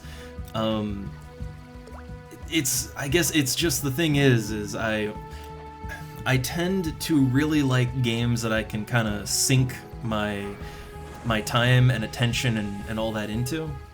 And that tends to be games where you're presented with a big massive world, and you just sort of get to make your own way in that world and shape that world in the way you like, right? I like a good sandbox. It's kind of my preferred way to play a game. Not the only way. I like to mix it up, but I just find that is what I tend to gravitate towards. It's why I liked MMOs from a very early age, right? Like when I played Ultima Online back in the day, what I found fascinating wasn't like the mechanical stuff necessarily. It was just the idea of this massive open world that's shared by other people, and like you can do what you like in it, and you have an impact on it, and that was more fascinating than the actual like RPG video gamey aspects. And that kind of thing fascinates me in single player games too.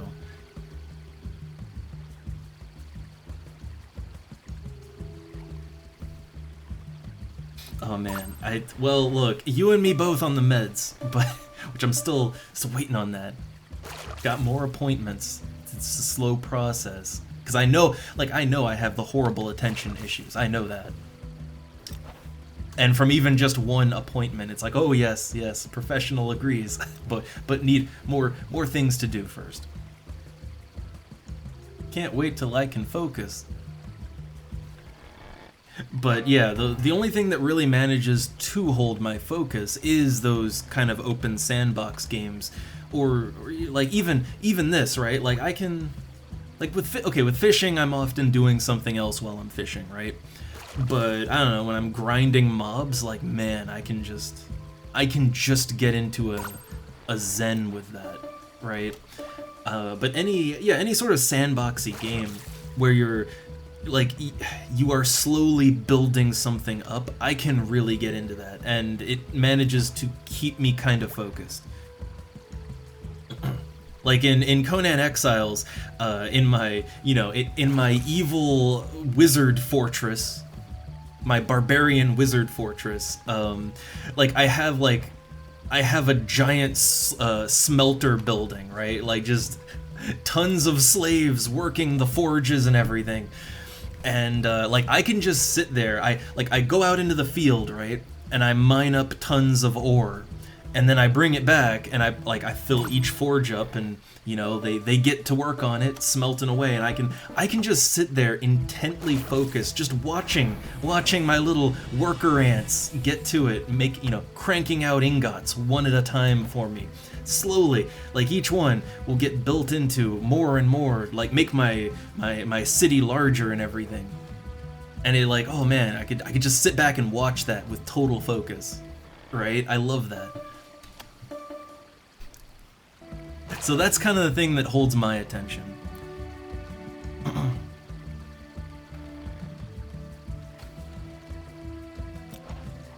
Like literally, I am watching each individual brick be made, which will in turn be crafted into like the foundations and walls of the like I'm literal brick by brick building, right? And like, man, I'm fascinated. Other people would be bored out of their mind like watching grass grow, but like, oh man, that well-oiled machine, I love seeing it in action.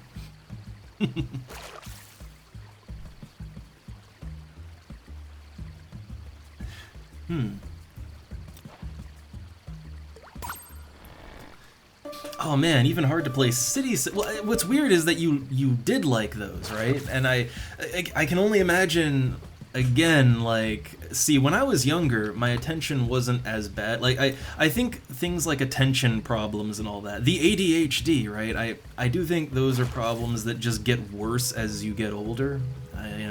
Your brain's getting more mushy.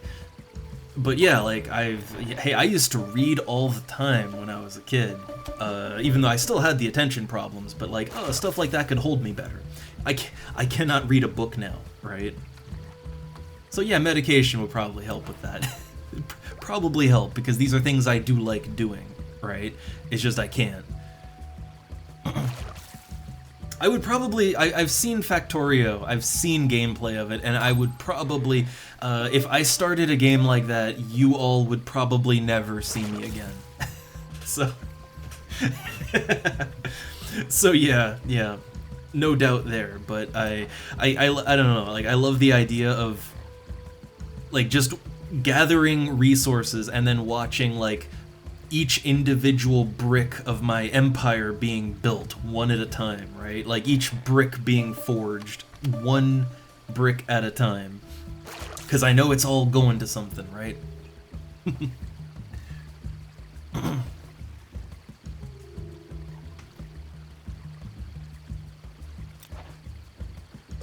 Well, yeah, I mean also, yeah, Pepe, like chronic pain and all that. I mean, yeah, that will... Chronic pain does make it harder to focus on things.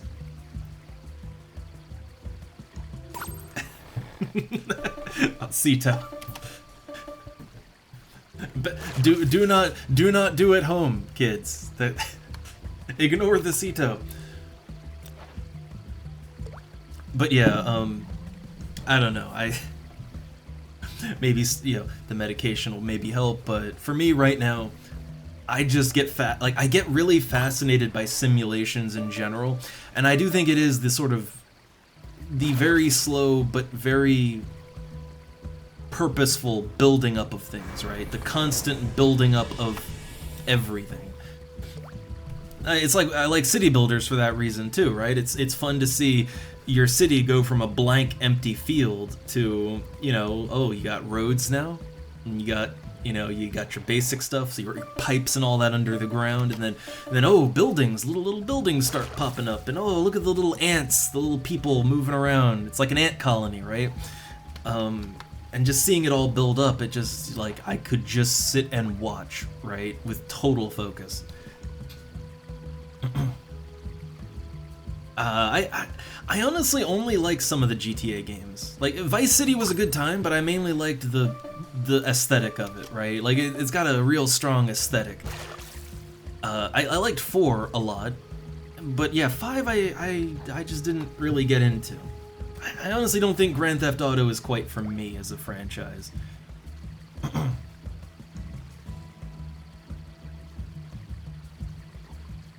I mean, honestly, Pepe, I was kind of the same way. I mean, a lot of the games that I have only ever beaten on the stream, like a lot of the old NES games that are really, really bullshit hard, that I only beat like in recent years on the stream. I used to play those games as a kid, and I would never get anywhere with it, but I just keep playing because it's like I was having fun in the moment, right? I was having fun in the moment, and like I really wanted to, like, every time I would play, I'd maybe get a little bit further, right? And usually what would end it is there'd be another game that I would get eventually, and then I'd do the same thing with that. And then the old one would just never get beaten. Like, as a kid, I played the first 3 levels of Battletoads probably thousands of times. And anyone who's played Battletoads on the NES, you know exactly why someone would only play the first 3 levels over and over again. You know. Goddamn turbo tunnel, which I thought the turbo tunnel would be harder as an adult, but it's actually not. I did manage to beat the turbo tunnel as an adult on the stream, but I still have not beaten Battletoads yet. I got fairly deep into it, but the later levels are even worse.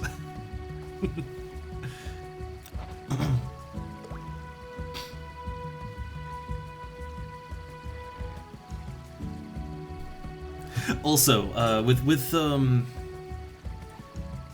like with any of the Grand Theft Auto games, you know what always really frustrated me is that you don't get to go in the buildings. Like you kind of just, for most of the game, there's a few exceptions, like there's a few indoor sections, but for the most part, you're just sort of like, yeah, you're running around on the open map, and it always really annoyed me how there are so few buildings you can go inside of.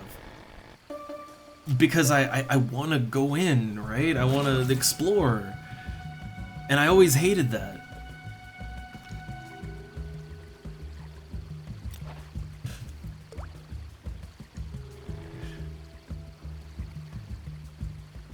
Like, I think that's actually one reason I liked City of Heroes, is not only are there just a lot of buildings you can go into in that game, but like, well, the mission structure, right? You get a mission, and the mission goes to a building, and then, oh yeah, you get to go inside, right? Oh, it's great. I don't know, there's something, I hate being put in a cityscape and not being able to just go inside buildings, right? I hate that. And modern games tend to be worse about that, because there's more buildings than in like a 5-hut fantasy village, right? Like, you can render that, but like a modern cityscape, not so much. Or that would be a lot of interiors. Then again, look, hey, Daggerfall, right? In Daggerfall. Oh no, I'm out of bait. I got one more stack. How many, I'm getting pretty close here. I do kind of want to try to, I want to do a little synthin real quick since I have a bunch of copper rings.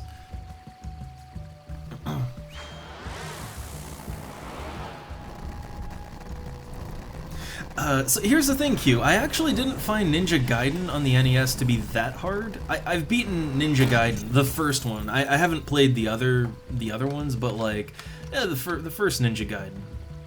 I played that and I beat it, and it wasn't. It took me a lot of tries, but it's really just a matter of memorization. And also, the game is super lenient when it comes to continues. It basically lets you continue from the level you're on, no matter how many times you die. So you can just sort of keep banging your head against the wall, you know?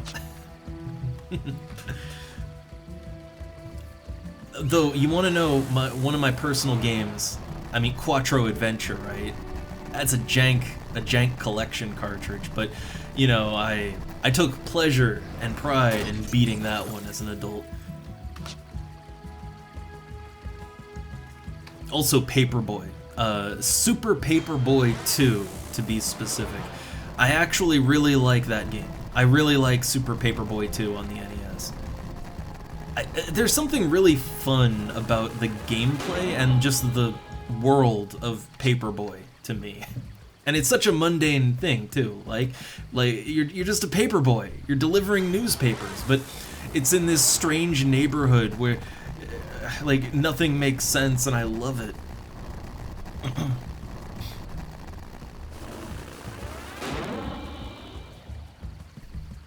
I think I might have hit my skill cap with, yeah, I do believe I've hit my skill cap when it comes to copper rings.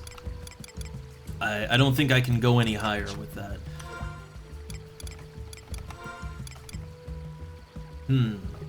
But I don't have a full stack of ingots yet. I don't have that. Huh.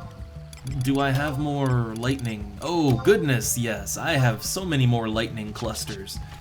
Alright, let's crack one open. Also, I don't know, I have a light crystal. I can get rid of that to make more room. That's fine. Alright, I'm gonna synth down all the rings that I got. Make more space.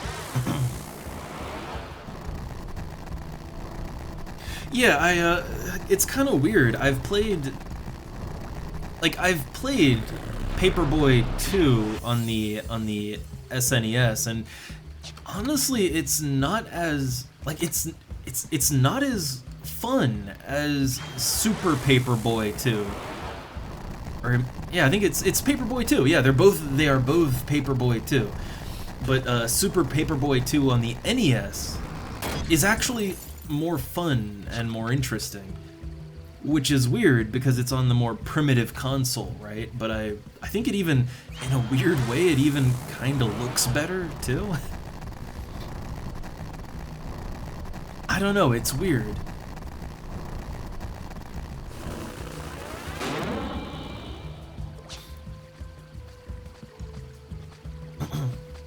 But yeah, I don't know.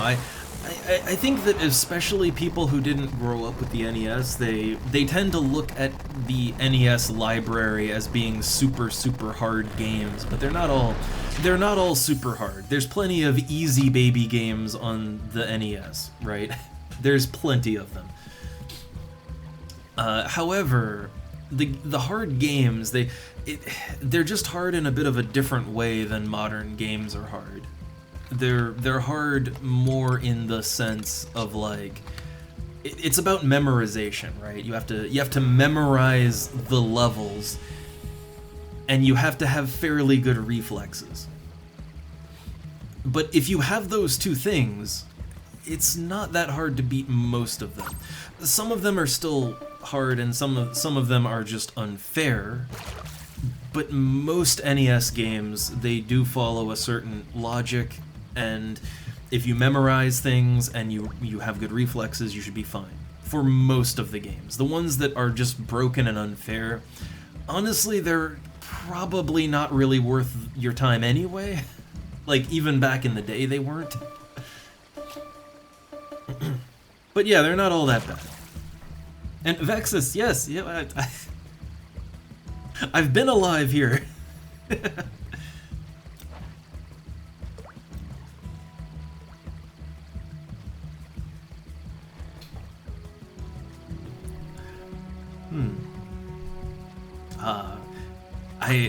I will admit I love Castlevania 2 Simon's Quest.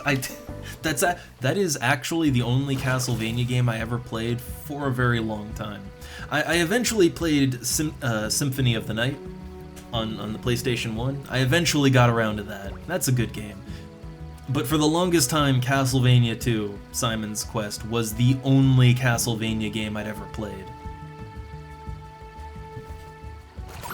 And honestly, I kind of like it. I kind of like Simon's Quest. It's like it's more of an adventure RPG.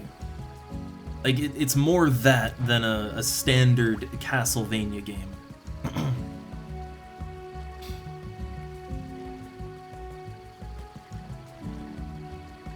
But yeah, I think with a lot of these games, Battletoads included, it's more just that you have to figure things out, and the game is gonna be hell until you figure it out. But once you figure things out, it goes a lot smoother, actually.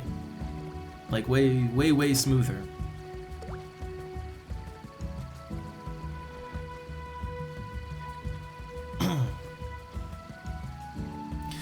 Yeah. I think actually what I did like about Castlevania 2 is that it's actually really open-ended.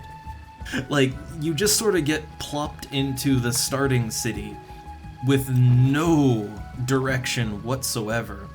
And there are, like, despite it being a side-scrolling 2D game, there are multiple paths that you can take. Like, there are many paths, like, that go up or down, left or right. There's so many different ways you can go. You're basically in an open world. And yeah, there's cities, there's NPCs, you can buy shit. It's more of an open RPG, really. And I kind of like that. I kind of actually like it. And yeah, I never got very far with it as a kid. But I was infinitely fascinated by it. Right? It was like there was a certain mystique around the game. And I like it when a game has an air of mystery around it, you know, where things are obtuse and you gotta figure it out. I kinda just love that. Oh, Sito, Siren. I mean, I played Siren on the stream like years ago, right? But I've played Siren on the stream some.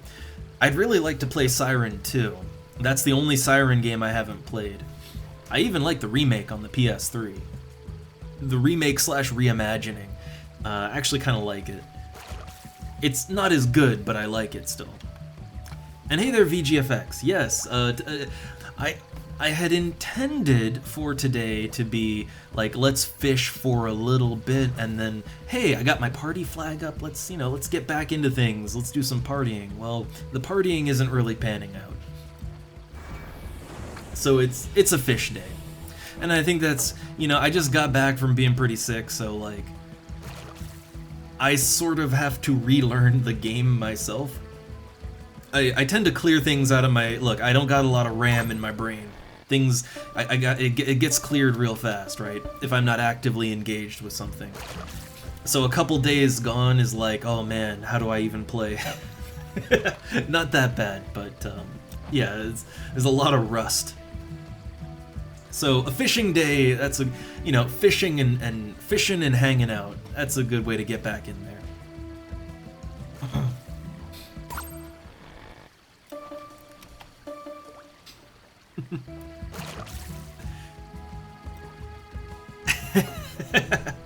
Oh no, I just popped out of existence for a while, that's all. Also, it's been a while since I've had some, like, Mountain Dew. Mountain Dew here is very different than US Mountain Dew. I believe the standard Mountain Dew that you can get in stores here like I remember checking the label because I was like, man, I don't like I'm not getting a buzz or anything, and I don't even think they have caffeine. I think the standard Mountain Dew here is basically just lemonade, which is probably better for you. But yeah, like it's not even caffeinated.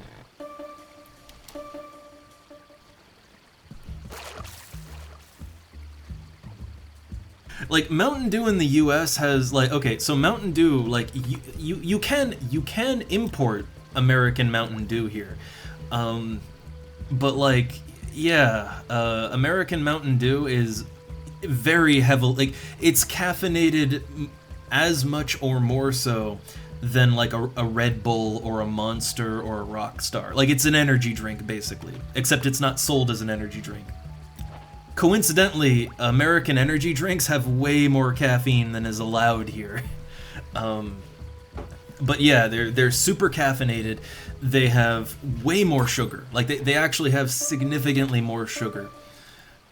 Like when you drink Mountain Dew, American Mountain Dew, you're gonna, like, at least for me, I get a sugar high, right? Oh man, then I saw that Tonberry. I saw him. But yeah, you'll get a buzz out of it.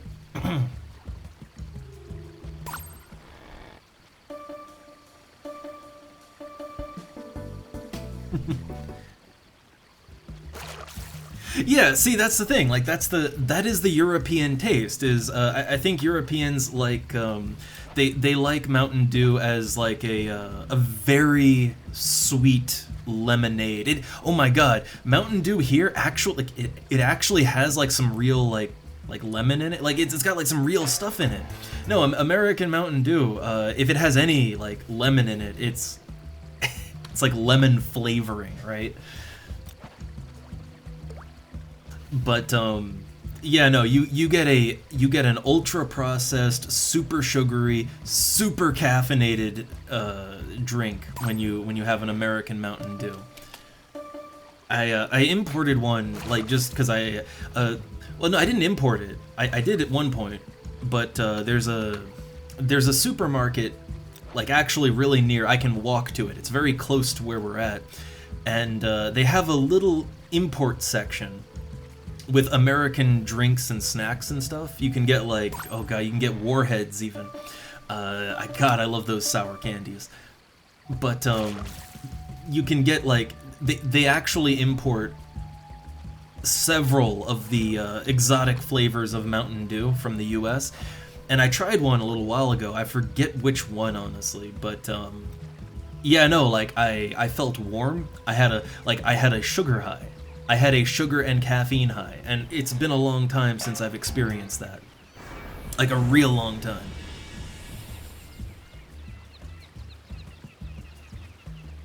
I mean, Coca-Cola, I looked it up a while ago. American Coca-Cola is a little sweeter than Coca-Cola, like, at least German Coca-Cola. I know individual European countries can be a little different on it. But, like, yeah, it's a little more sweet, and the main thing is that it's much more caffeinated. Like, I'm gonna be straight here. Most American colas, like, in general, are caffeinated almost as much or as much as energy drinks are in Europe. Like an energy drink here is just a normal cola in the US. Like, everything is loaded with sugar and caffeine. Just like it hits you, unless you're used to it. Like, I used to, look, back in the day, I used to drink Pepsi like it was water, right? I'd drink like 6 Pepsis a day. But yeah, each one of those was like as caffeinated as a Monster here. Like, the thing is I never noticed it because I just grew up with that, right? Like, from a very early age, I was just chugging that stuff, so I just sort of built a tolerance to it. I only notice it now because I'm not drinking that stuff constantly. So if I try to, I really, really feel it now.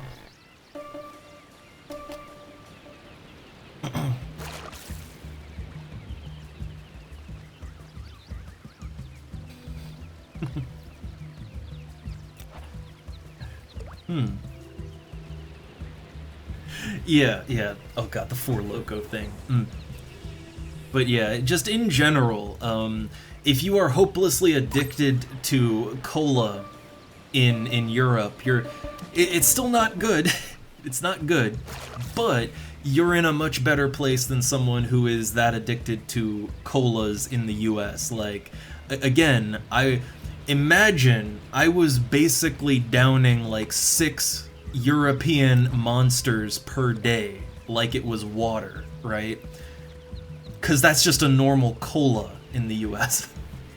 And I also drank Monster back then too. Like I also, and yeah, the energy drinks are, oh my god. Like you don't want to have more than one a day. It's a, just let's just say you don't want to do that in the US. Some people do if they've built up a real tolerance to it. But like I did that once and I felt like I was going to have a heart attack. So yeah, be thankful on that one. Like, and enjoy your non-caffeinated lemonade Mountain Dew. Just enjoy it.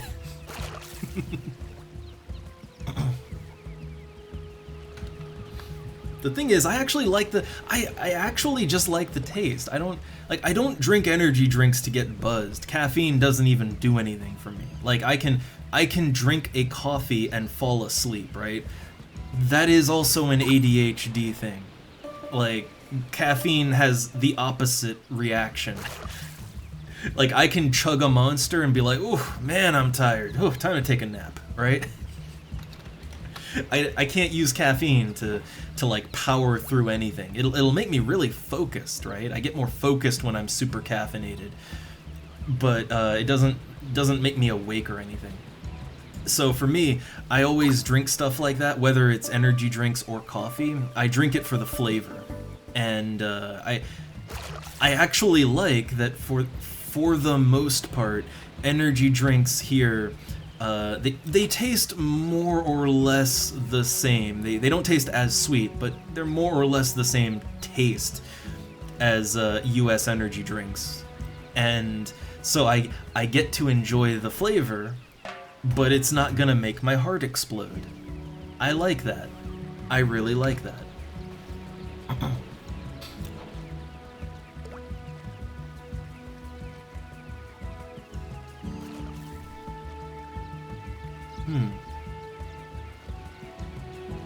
Well, yeah, if you're noticing, okay, so I will say this, right? If you're noticing, now there are other reasons why you could get sleepy, like, too much sugar in your blood. Like, there's other reasons, but if you're noticing that you get really sleepy when you have more caffeine, even if it's just like from colas that have caffeine in them, you might have you might have the ADHD. If caffeine is having the opposite effect on you.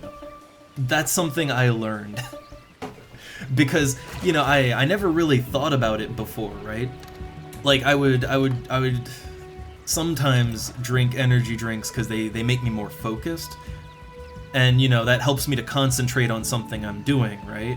But it doesn't keep me awake, right? Like if I haven't slept enough, no amount of caffeine would make me not pass out, right? But I would often just get really sleepy. And it's like, that's not a normal reaction to caffeine.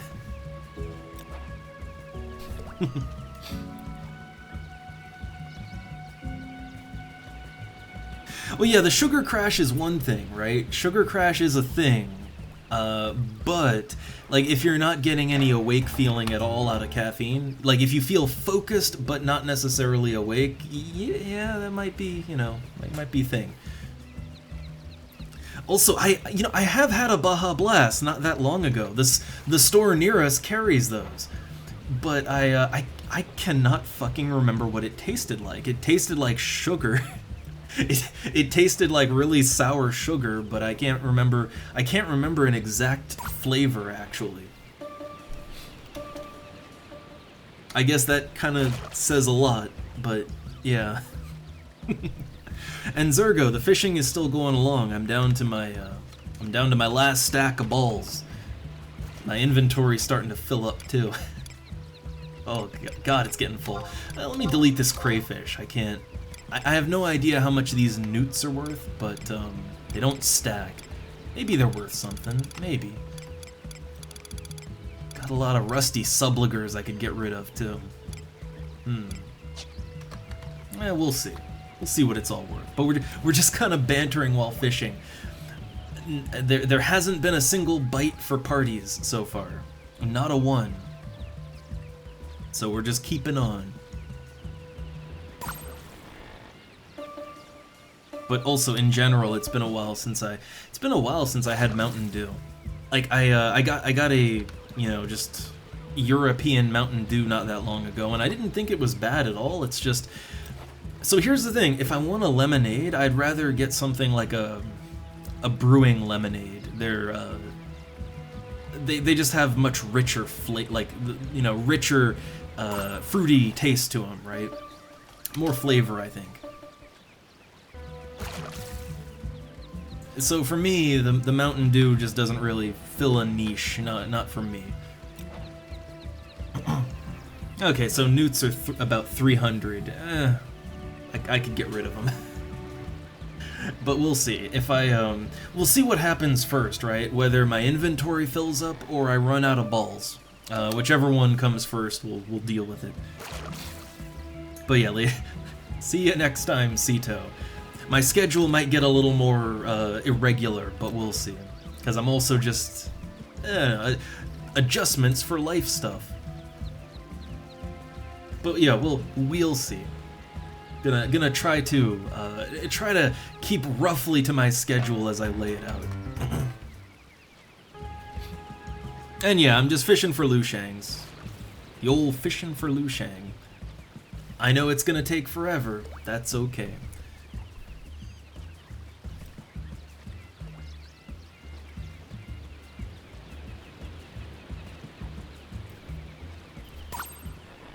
I do kind of feel like starting up at noon.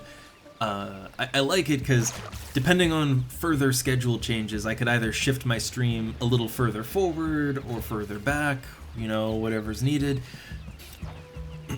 But, man, I see the problem of starting up when it's basically lunchtime, because I'm hungry. I am hungry right now.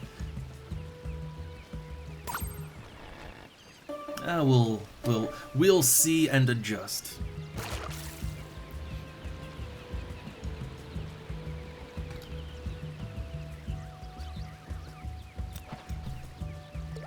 Also, while I'm pretty much only catching moat carp right now, I do get the odd copper ring, right? So I am melting those copper rings down into ingots. If I can come out of this with a full stack of ingots, that would be great. That would be very, very nice, because that would be like 3K-ish, right? Hey, that'd be worth it. I mean, the stack of crystals or more that goes into it, you know, that's cutting into that profit margin. But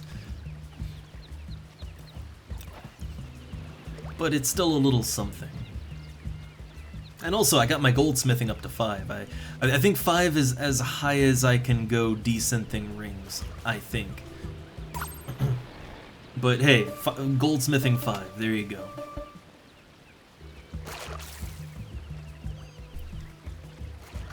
I still do want to... I do still want to get all my trade skills up to level 60. That is the thing I still want to do. I'm not sure which trade skill I want to go higher than 60, but I know at least 60 everything is just a milestone I want to hit, right? Personal reasons. I just think it'd be fun.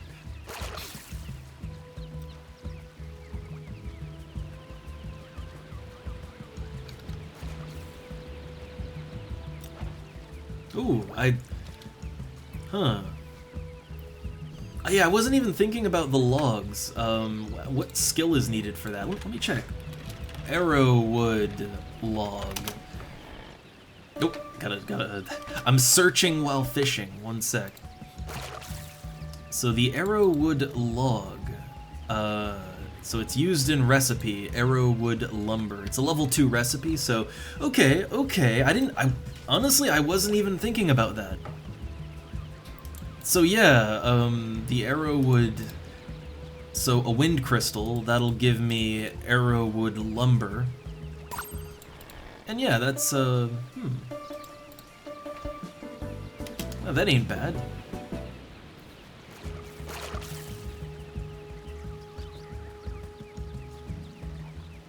Yeah, I guess I could level up my, I could level up my woodworking a little bit, right?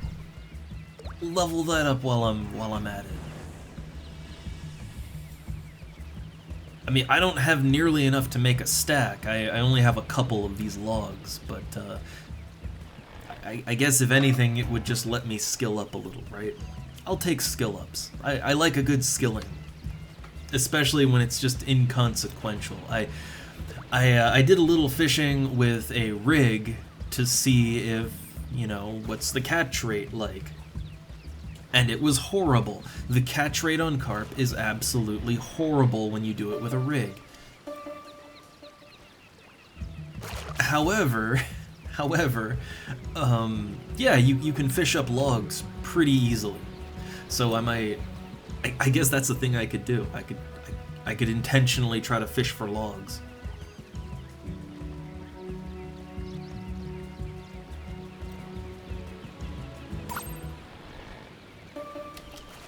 Man, I wonder how many carp I've got now. Oh.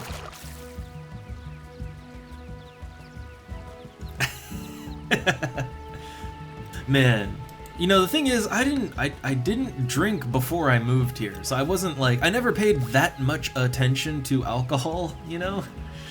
Though I did work a convenience store for a while in the US, and you know, so I was at least aware of the beverages sold. But no, man, it's no contest. I mean, there is so much more choice, and also the prices are way better in Germany. Way better. Like, you can get nice regional wines here, and they're like $3 to $4 sometimes. You know, prices fluctuate a lot. Sales, especially for the local stuff, sales happen a lot. But like, yeah, you can get real nice, good tasting wine, like, yeah, $3 to $4, right? And of course beer, but I don't like beer. I still don't like that. I don't drink much, but when I do, I enjoy a little wine. Fruity wine. But yeah, no, like well, the thing is, in the US, at least where I come from, mainly because there's lots of weird laws about alcohol, like, you would have to go to specifically a liquor store, right? Like a store that is specifically made for alcohol and nothing else in order to get most things. And they would be pretty pricey too, at least things that aren't just gonna kill you. But I never went to a liquor store because I didn't drink back then. But in supermarkets and stuff, they generally would only have a fairly small, like, beer section, right? And if there would be wine, it'd be like maybe a shelf, right? Like very small, limited selection, and tucked away in the back of the store where no one, you know, no kids aren't gonna go there, right? But again, a lot of it is just because there's many strange regulations around alcohol in the U.S.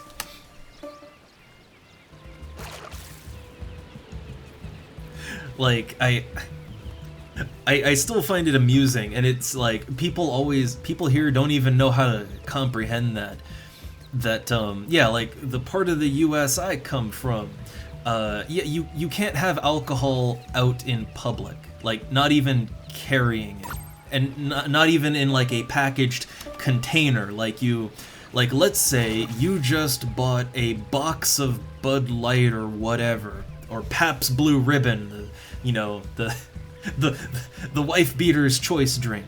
But you know, let's say you just bought a box of beer, right? And you're walking out of the store with it. That's illegal. You can't do that. That is like that falls under the same umbrella as like intoxication in public. You could literally be arrested on the spot and taken to jail for that.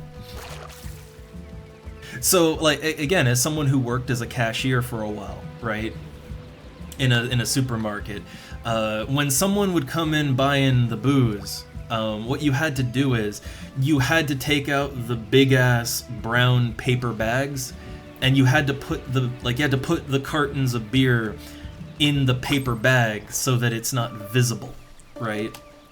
It's a whole process. And it's the same thing for, like, you know, drinking in public is also a no, but it is okay if the alcohol you are drinking is concealed. You gotta conceal carry your alcohol. Like, so what your town drunk would do is they would put their bottle of wine, whiskey, whatever, they would put the bottle in a brown paper bag, and they just, you know, like, hold the bag at the rim of the bottle and just drink straight out of that. That's okay, but if he just had the bottle out and you could see it was a bottle of alcohol, nope, jail with you. See, look, it's all about appearances, right? And you can't have people looking at him, and even if he's stumbling around, falling down in the street, right? And he reeks of alcohol. Look, he might have a bottle of chocolate milk in that bag, all right? For all anyone knows. As far as society is concerned, he's just drinking some chocolate milk. So yeah, that's that stuff like that is part of why there isn't really a lot of alcohol selection, at least in the parts of the US that I come from.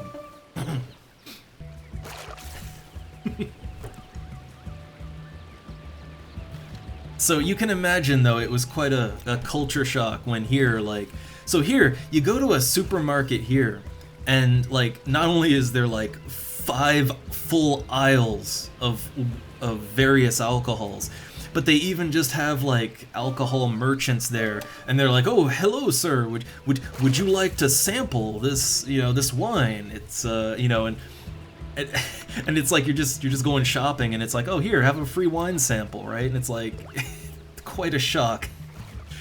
Or just people, yeah, like people just having a bottle of something, drinking in public, right?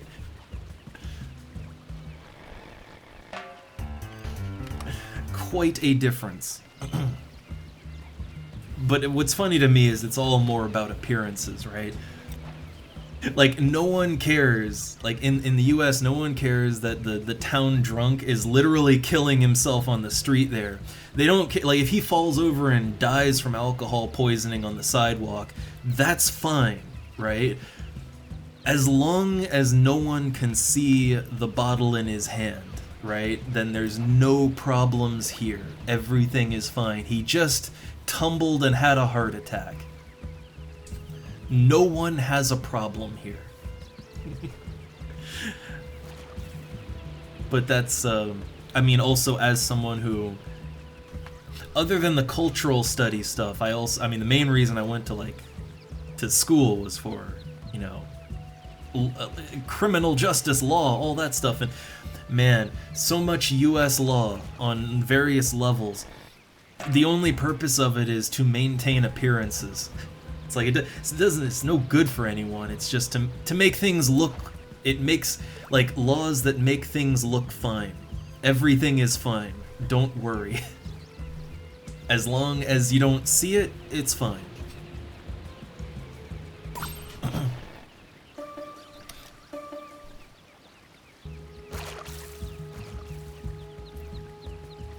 Yeah,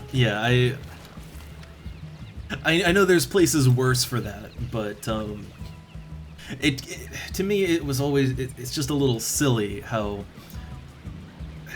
so much energy, you know, so much work is put into maintaining appearances instead of actually like actually being concerned with any real problems.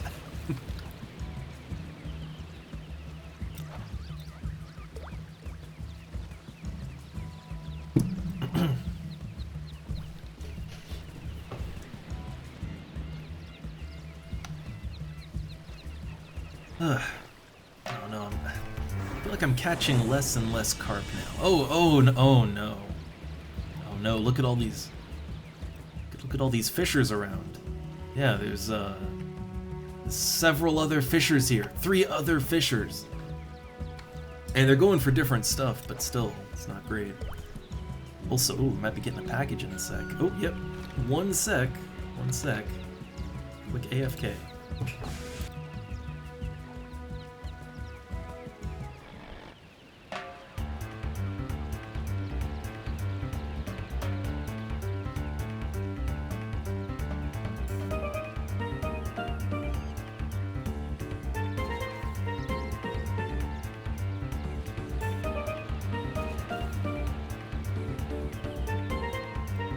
Oh, I'm back. And I see it's a bad catch. Bad catch. But yeah, just had a little package arrive, something the wife ordered. I'm expecting some so I need fresh winter clothing. Like, because it's getting fucking cold now. So I need proper winter clothing. What I have is not adequate. I had like a really nice puffy winter coat. I love that coat. However, the zipper is just completely busted on it.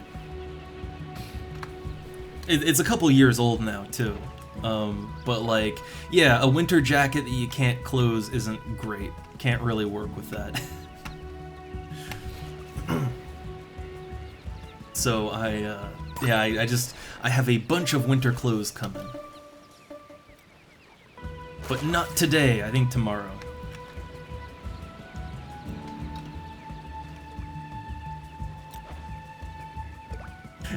Preparing for winter properly is still, like, even, you know, years here, it's still something I struggle to do. The idea that it gets cold in the winter, man, that's wild.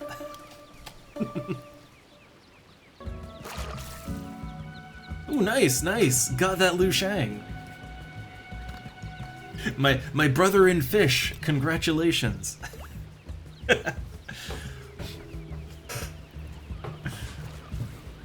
I don't know. I think the way I'm gonna treat it is I'm just gonna slowly chip away at Liu Shang's, right?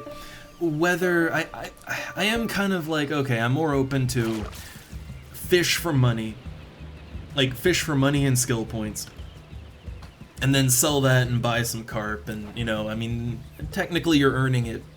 You're earning it by fishing anyway, right?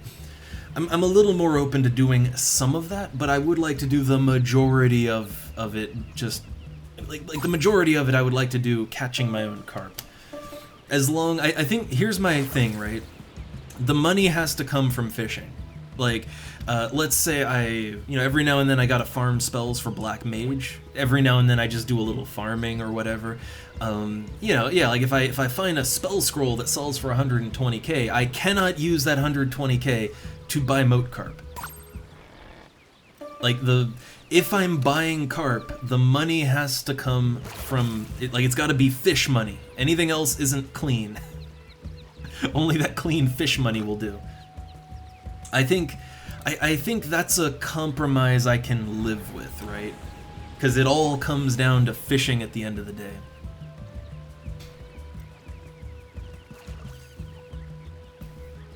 See, I totally realize these are completely arbitrary rules that I'm setting for myself, but that's kind of the magic of a game like this, you know? It's one of the many magics of a game like this, is that it is so open and with so much to do that you can kind of set your own speed, so to speak. Yeah, no moat carp laundering going on here.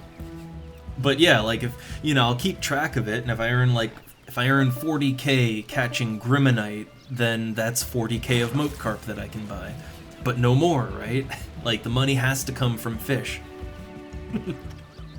I think at the end of the day that kind of means the same thing as literally just catching all the moat carp myself. Because it's still fishing for Liu Shang's, basically. The thing is, it's not even about the money or the speed of it. It's not. It's that I would like to continue leveling up fishing, you know? I'm at 83, and Grimmonite will take me all the way to 90. So I would like to get to that sort of final tier of fishing, at the very least, you know? I mean, Lushang's would certainly help with the last couple of fish. It would help with that.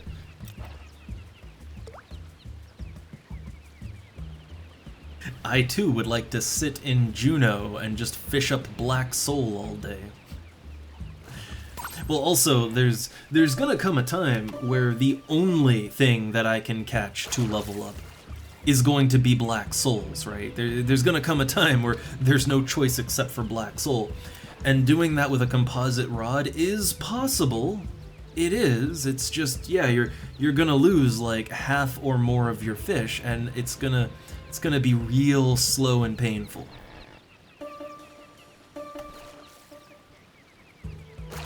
So we'll see, right? Either way, I think I think going out and catching catching 3 stacks of insect paste worth of carp, I think that's a good start, right? That's a good solid start. You know, sets the tone, sets the pace.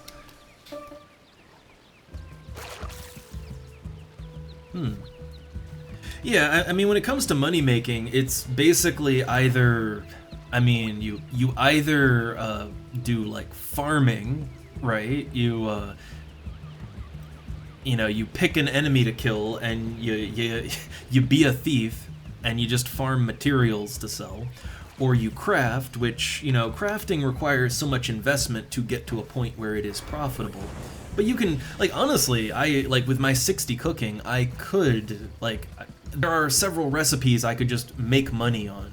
It wouldn't be a lot of money, but, you know, it'd be money that I could make just sitting in town, right? But that is an option if you invest into it. And then, I mean, the other option is to, like, I mean, some people do NM hunting.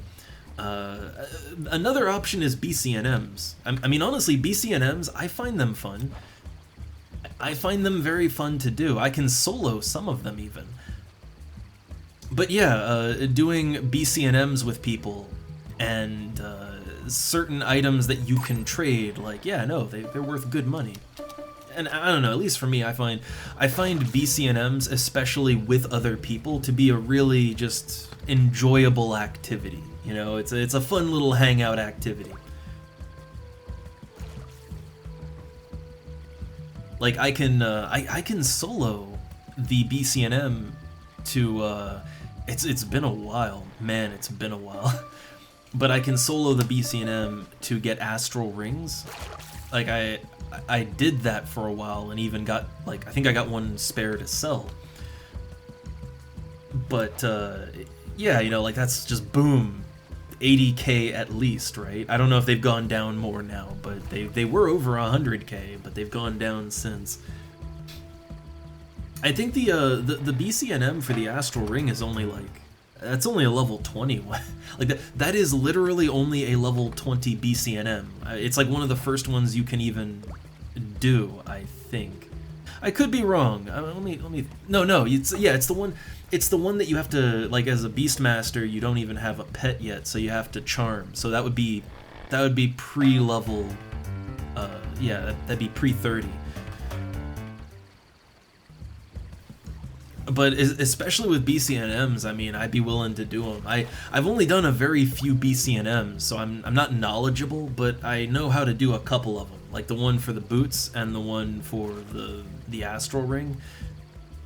And I can even solo the one for the Astral Ring. So, like, I would totally just do that with someone. You know, like, you want to just do that to farm it, you know, get an orb, I'll get an orb. I don't need any more Astral Rings. I've got 2 already. I don't need more. So, like, yeah, you know, we just go out, do the BCNM, and whatever rings drop, whether it's in mine or yours, like, you can have all of them. It's fine. They sell good and they're worth a decent amount, so. And it would be a lot smoother with at least another human there too. Like it's perfectly soloable, but it would be smoother with another person.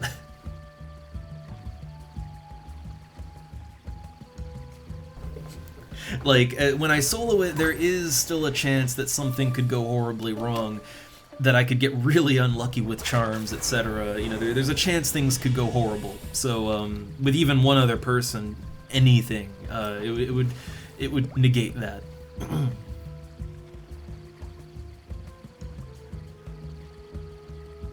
But I'm totally willing to do stuff with like that with people, and I don't even need the loot, you know. So you can have it.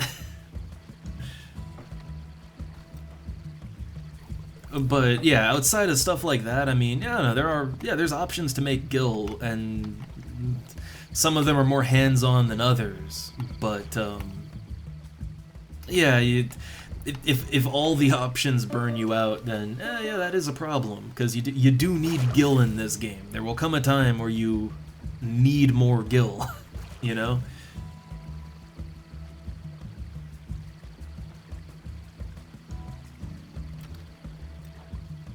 Oh, nope, okay, I thought I might be out of bait. Not yet. Not yet.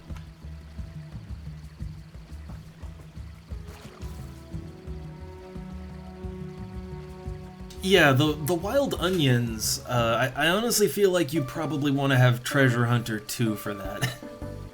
Like, with Treasure Hunter 1, you know, if you can really just mash your way through goblins, it's not the worst, but, it's not very fast either.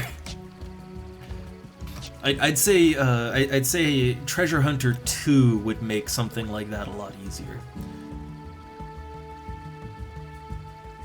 But yeah, like when you go farming, like even with Treasure Hunter 2, which Treasure Hunter 2, I've had it on other servers, and it does make farming for common and uncommon items much easier, because Treasure Hunter just has more impact on. It's funny, it has more impact on common items than rare items. So like if an item has like a 20% drop chance by default, you can, you know, Treasure Hunter 1 like cranks that up to near 40, and then Treasure Hunter 2 it's like damn near 60% drop rate, right? So yeah, like if you're farming for a common item, having Treasure Hunter 2 is kind of, yeah, you kind of want that.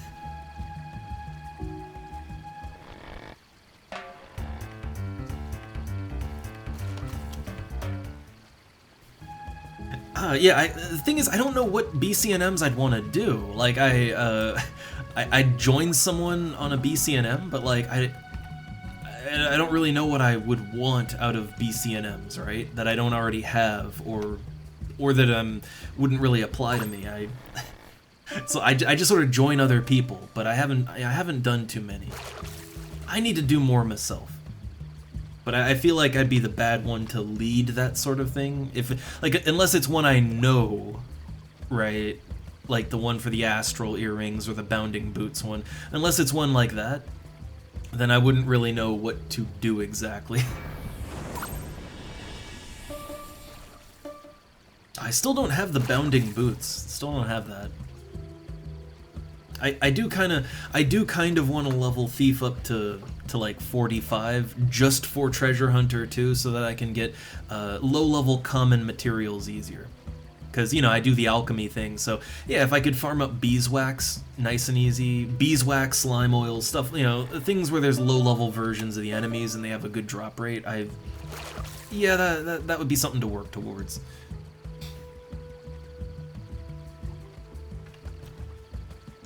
Yeah, the helpful white mage. I know the feeling, right? I know the feeling. I gotta level my white mage more. I think I got it to what, 60, 61, something like that? I need to level white mage more. I want to take it to 75, just like black mage.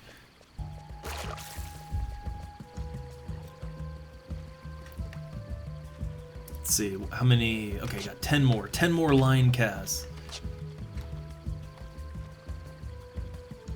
Oh, and I will admit I haven't been as, I haven't done Eco Warrior every single week, I don't think. I've missed it. I think I've missed it a few times. I I don't think I've done I don't think I've done this week's Eco Warrior actually. Because yeah, I got so goddamn sick. So yeah, I need to do that again. But yeah, I don't know. Like if you're finding that you aren't having fun with the general flow of the game, I mean, for me, what I try to do is I try to mix up my playstyle a lot, right? Like, you know, play a different class, play in a different way, set a different personal goal for myself. But outside of that, if you're not having fun with it, then it is best to kind of, you know, put it down for a while and come back to it another time when the mood strikes, right? Because I think the worst thing you can do with any game is, you know, you might like the game, but if you're struggling to find the energy to play and enjoy it, it is probably time to give it a break for a while. Because if you keep going, you can get into that situation where you're playing a game that you kind of come to hate because you're forcing yourself to play it. Like, you don't want to be the guy who goes on, like, angry essay-style rants about how much they hate everything about a game that they supposedly love, right? Like, you don't want to be that guy who the only thing that brings them joy is also the one thing they hate the most. That's always a sad thing to see.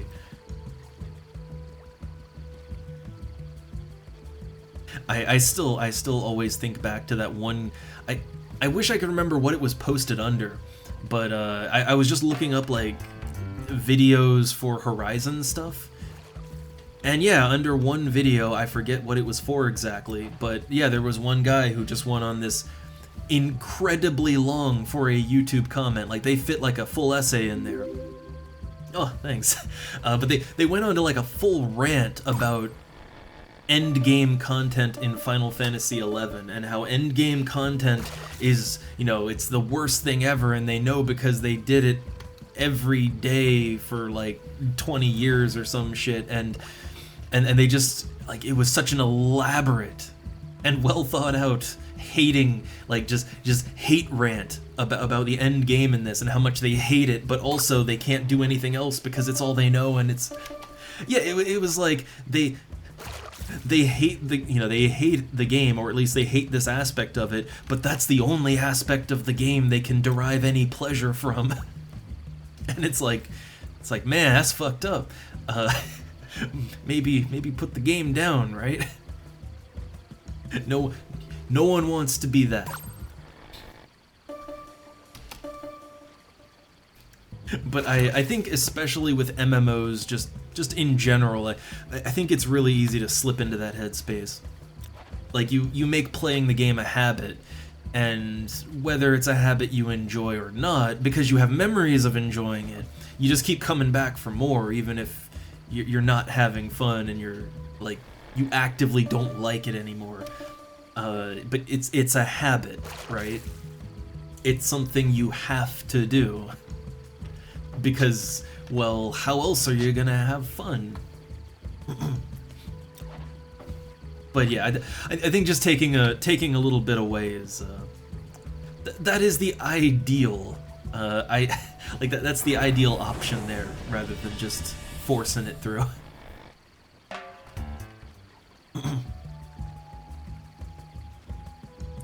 Yeah, honestly, FF11 more so than many games, it tends to have that effect.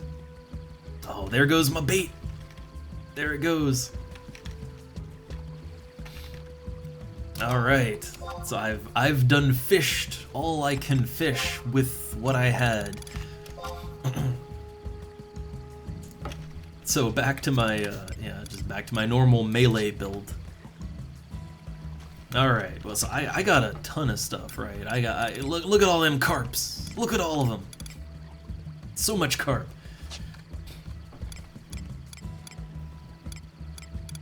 All right, so let's warp back to Juno, and then warp to Sandoria, and let's turn in our fish and see. Let's see how little we've whittled away at our goal. Yeah, I think, well, yeah, obviously the older a game gets, the more of those cases pile up. Kind of the nature of it, unfortunately.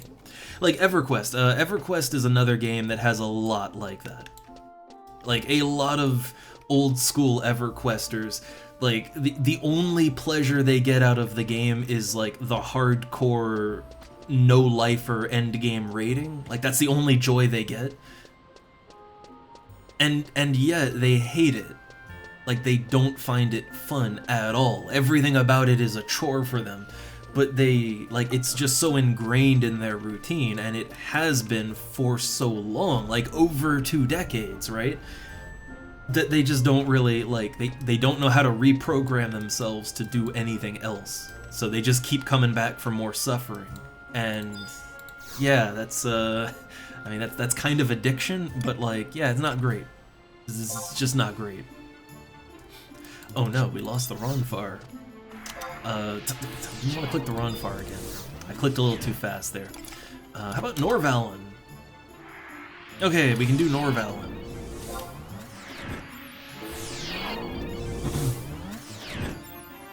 I mean, the thing is, like, it's much rarer, but that sort of thing can happen with single-player games, too. It does happen.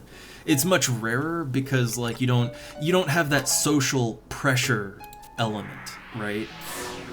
You can't deny there's a certain element of social pressure when it comes to MMOs, like, oh, I got my raid guild and I gotta show up, I can't disappoint them, and, you know, there's that element, but, so single-player games, you don't get that. But you can still develop an unhealthy obsession, right? It does happen still. And next thing you know, you've spent $10,000 on Train Simulator DLC.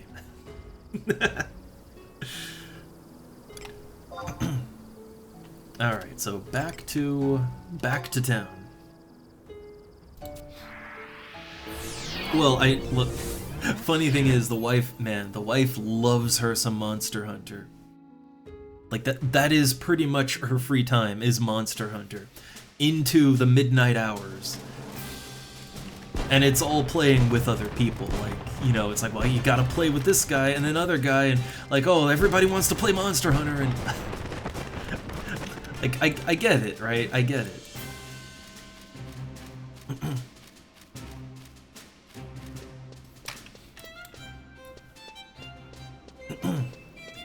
But, yeah, I don't know. I think just in general, it's way too easy to get caught up playing something that you're supposed to be doing it for fun. You're supposed to be, like, this is your, like, I want to unwind and enjoy, like, I want to have fun. This is my pleasurable activity of choice, right? It's very easy to let that turn into something you don't like, but to just keep going and let it become something you hate, but you're still just trapped. And if you know, you don't want that to happen, but I think the best way is to just take breaks. You know, take some breaks, collect yourself, and sort of think, like really let it simmer what you do like, and come back refreshed at a later date, and you know, see if the magic is still there, right? I kind of think that's the way to do it.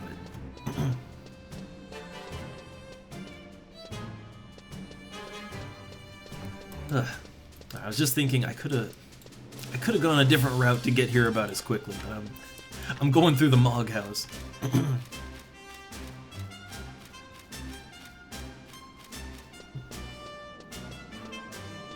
And yeah, I do get that.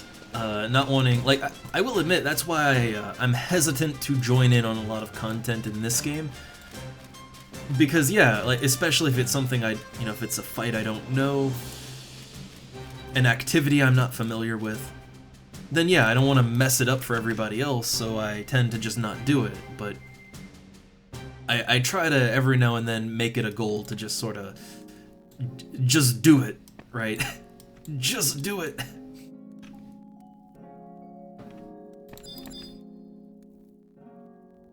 Do I have anything in my delivery box? Was I selling anything? I don't even remember if I was selling stuff, but apparently I was.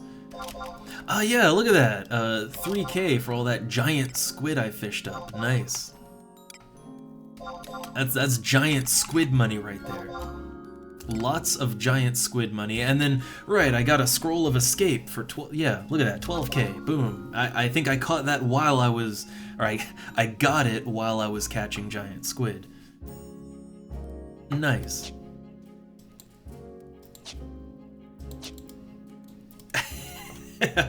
I mean, it is easy to take a break and then just never return, you know, that happens too.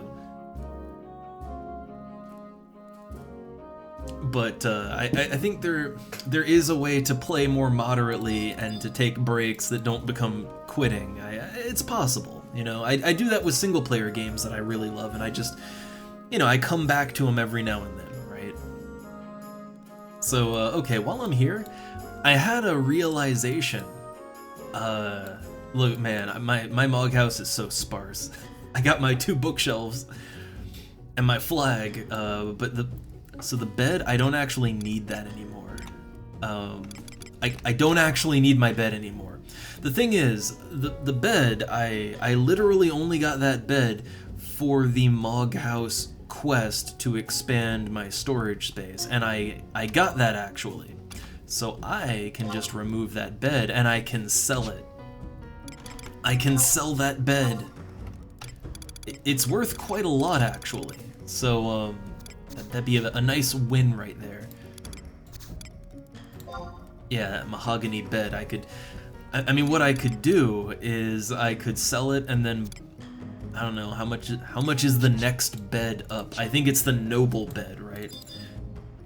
Like right now I've got what, I've got 70 storage slots. If I wanted 80, I think I need the noble bed, pretty sure. So yeah, I wonder how much that costs. Alright, let's exit to Port Sandoria, turn those fish in. And then also maybe see, yeah, maybe see about, like, how's about that bed? How much can I pawn my old bed off for?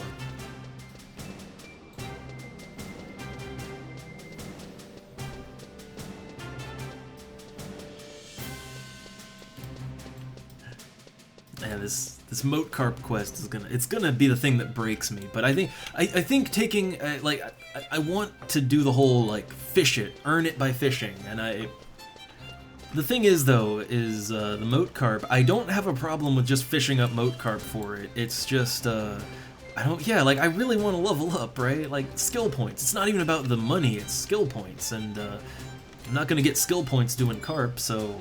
Yeah, if I catch a fish that I get skill points for, sell it, and then use that for the moat carp, I don't know, that's about the same difference. It's fish money, one way or the other, right? It's that good fish money. And I think also that would make the whole thing probably a little more tolerable. I wanna say it would make it a little more tolerable, a little.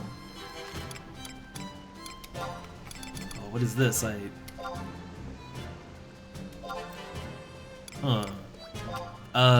want to take that out, actually. Can I? Okay, you can refill from a stack. Okay. So this is a full inventory. But yeah, I don't know. Look, I think as long as the money comes from fish, it's earned by fishing, I want to say. But I will still also fish up moat carp too, I think. I'll just alternate, you know, see where it goes. Alright, so I got 960 gil. I think that means I turned in 96 fish, right? Well, whatever 12 times 8 is. I guess that's 96. What? Why does it keep doing that to me? Why it keep doing this to me?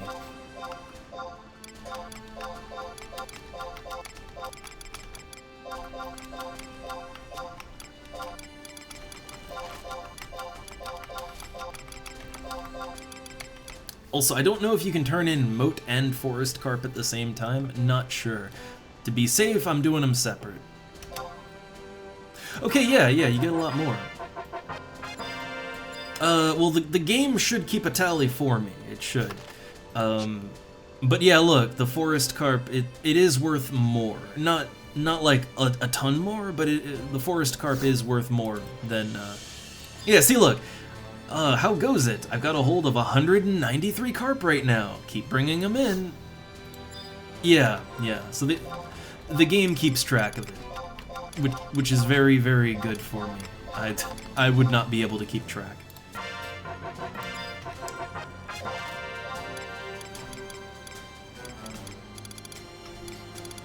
Alright, I think there was some more.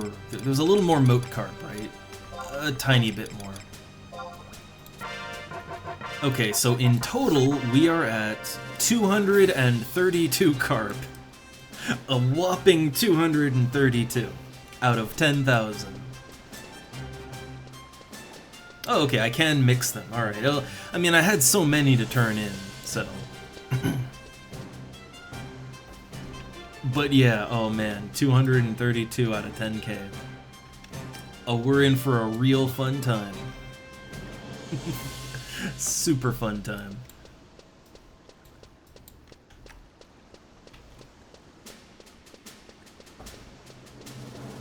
But yeah, I do think since it would take so long, yeah, I'll probably just yeah, for most of it, I'll probably fish Grimmonite and giant squids, get my skill points, and then whatever, yeah, like whatever money I make, buy moat carp or forest carp.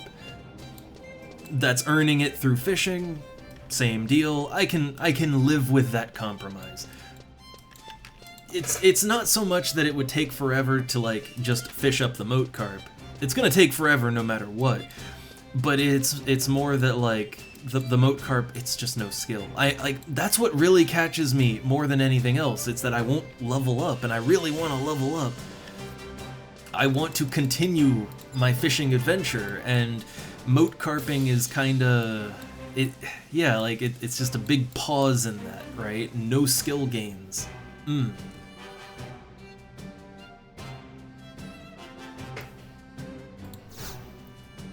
So yeah, I part of me is really sad because it's like, oh, the purity of it all, right? Like I wanted to earn it carp by carp, but like, yeah, and I'm never gonna level up. I'm never gonna level up. So yeah, little compromises.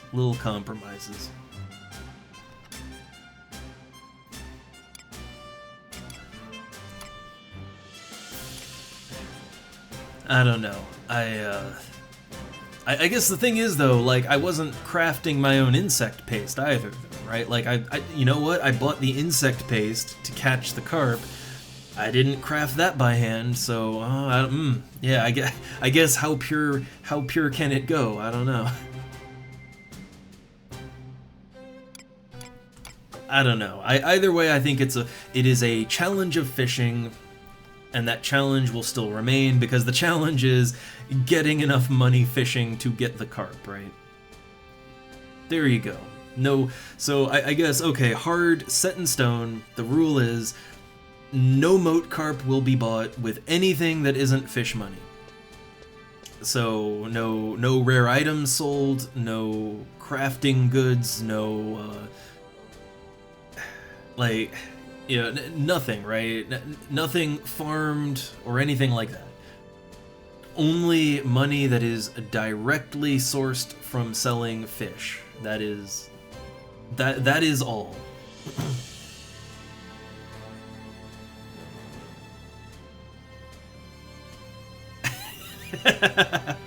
yeah, like if yeah, that's the thing, right? Like, if buying the insect paste, like, because I could craft it myself, right? And it would actually be cheaper to do that. But yeah, like, I bought the 3 stacks of insect paste for time's sake. If yeah, like if already that isn't in the purity of it, then well, yeah, it's already the rod is already tainted, right? It's already been tainted if that's the rule. So yeah, I think for me, what settles, like, the important thing to me is that it is a challenge of fishing, right? And as long as the money can only come from fish, then it is still a challenge of fishing. So, but I can also level up too. That I think I can reconcile that in my head. That I can live with. Like, it wouldn't, you know, I wouldn't want to just outright buy it, and I wouldn't want to just, yeah, I don't know, like, I do have, like, rare items and stuff I could farm and sell, and they'd be really fast money, but, you know, I wouldn't want to just do that and then buy the moat carp, right? Yeah, like, that would not be a test of my abilities as a fisherman. Which I do think that is ultimately what it's supposed to be, right? It's supposed to be a test of your ability to fish, right? Like, at the end of the day, in some form, it's a test. It's a fisherman's test. So as long as it roughly fits that criteria, I can live with it. I can live with it.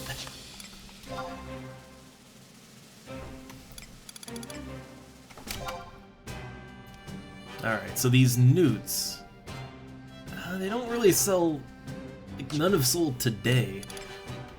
I don't know, I think I'll just sell all the junk stuff, but,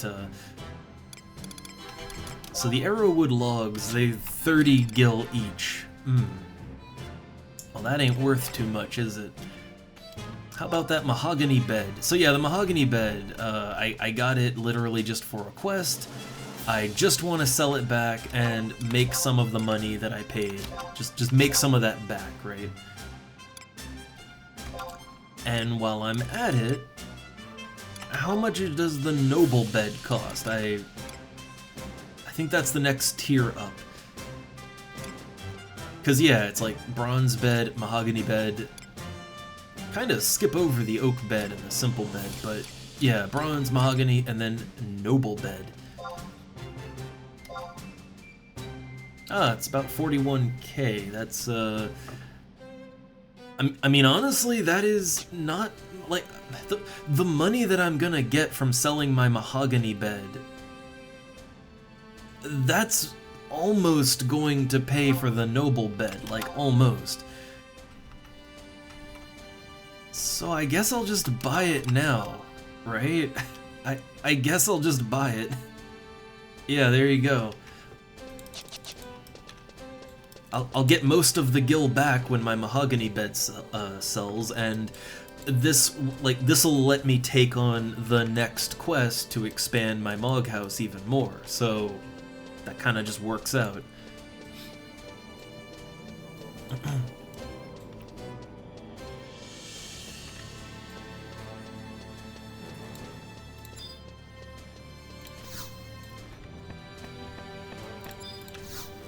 Alright, let's sell the trash off, then. Which, I guess, yeah, the newts, that's basically trash. Wait, what does this say? Wait, that won't do. Come back when you remember what brought you. Oh, I just said I don't know why I'm here. Yeah, I want to buy magic, just because this is a shop, right? Alright, I have a light crystal, I'm not doing anything with that. Yeah, I'll take the newts. And they're selling for a decent amount, it's just they don't seem to sell that good, so I might be waiting a while, you know?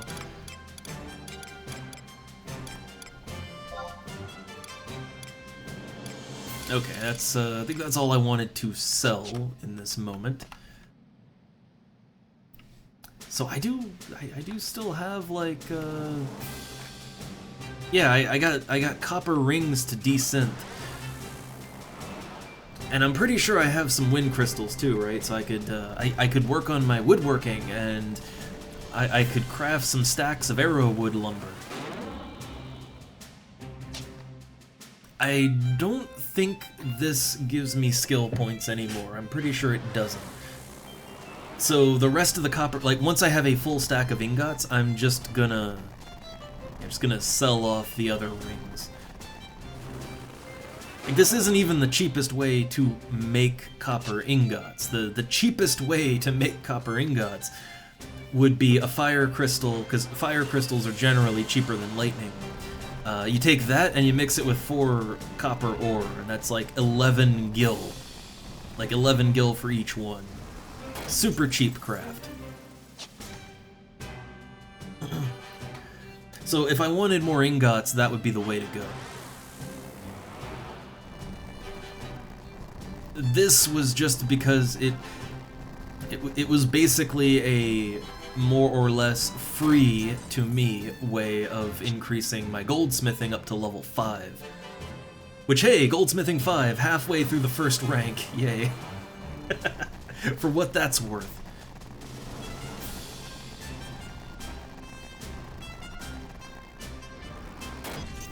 Man, I am not having any luck. I think oh, that's unfortunate.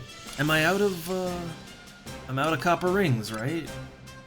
Yeah, I'm out of copper rings, and I don't have any more ingots to break, or no more rings to break down. That's unfortunate. Very unfortunate. Well, what else have I got? Do I have any copper ingots in my storage by chance? Sometimes I just happen to have some. I don't. I got some white mage spells I need to memorize. I bought them, didn't memorize them. So I guess I can get rid of these Tarut cards, right?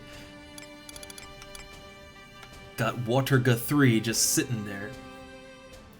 Rare spell. But I need a couple levels of Black Mage to use it.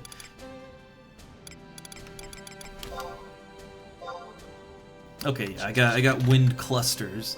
Wait, do I have any unpackaged wind crystals? Do I have any of those? I don't think so, right? No. Every now and then I just have loose crystals. So let's do this. But I think I think I want to hit the auction house again and maybe just maybe buy a copper ring, or I don't know, buy a copper ingot, like just so I can make a full stack, right? I need to be able to make a full stack so I can sell it. But before I do all that, let's head back into the Mog House one last time. Also, I need to check and see if I took the quest for Eco Warrior. If I didn't, I need to.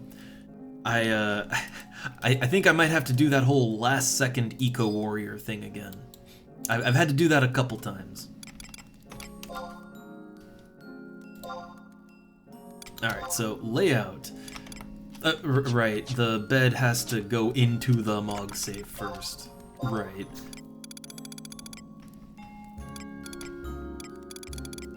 So where's the bed at? Here we go. Noble bed. Alright. And then pop it into the layout.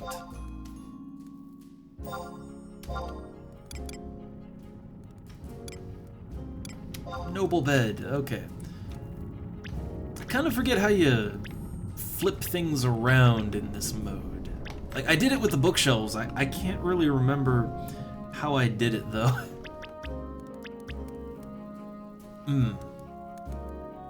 Well, for right now,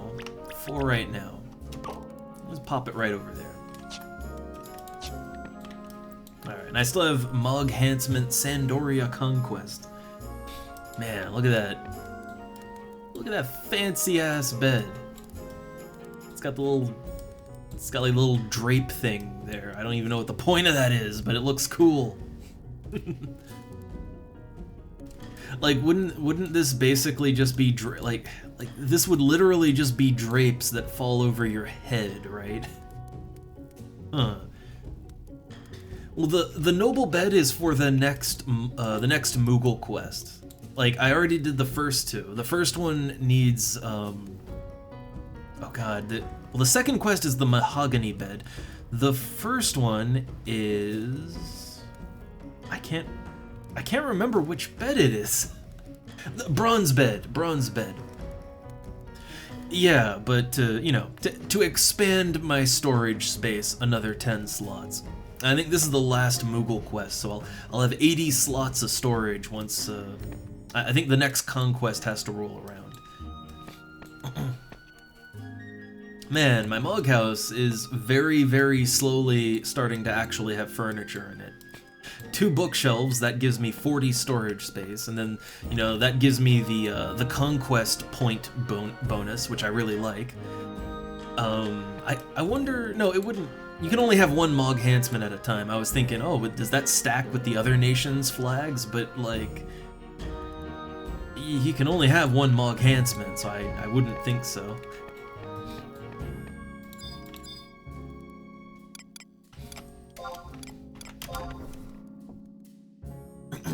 But yeah, let's real quick go to Southern Sandoria, because I'm not actually sure if I have, like, I don't know if I did or took Eco Warrior for this week, and I want to.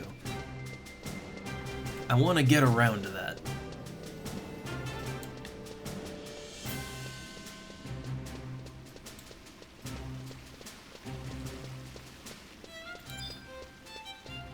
Which I think the last 2 weeks I've done, like, I've done Eco Warrior at the absolute last second. Like, at the very last moment possible, get into an Eco Warrior alliance. Oh, yeah, I haven't taken it yet, so let's go ahead and grab that. Yep, count on me.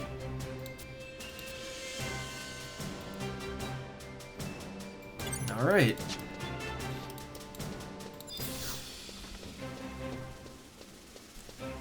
Yeah, I will admit I've been slipping on my Eco Warrior, but it is a good way to level up, even in the high levels, like even when it takes like 40k to level up. I mean, it's over 10k.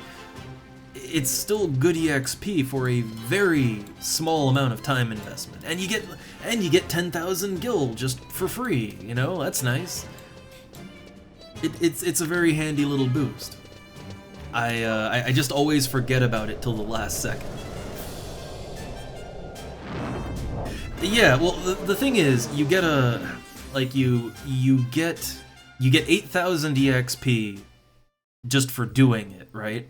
But you also, when you turn it in, they give you 10,000 gil, and they give you a Dragon Chronicles scroll, which it gives around 2,000 EXP. For me, I often get over 2,000 EXP. Like, it usually gives me a little over 2,000. So that amounts to over 10k EXP, and that is pretty nice. Pretty nice.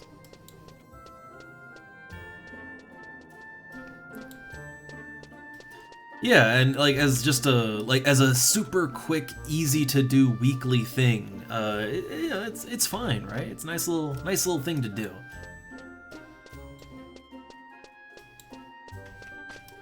Alright, so back in Juno, I wanted to, I wanted to maybe just buy a copper ingot just so I have a full stack and I can do my thing. But also, I have these arrowwood logs. Yeah, let's work some wood. I can level up to 2 with it, apparently. So let's do that.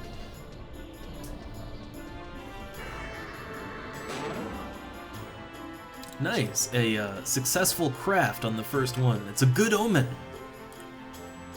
It must be because today is Ice Day. Wait, no, Ice Day. Wouldn't that mean, if it were real, wouldn't that mean that, that would mean you would fail more, right? Because wind is opposite to that in a bad way. Look, it's fine. The voodoo aside, it's fine.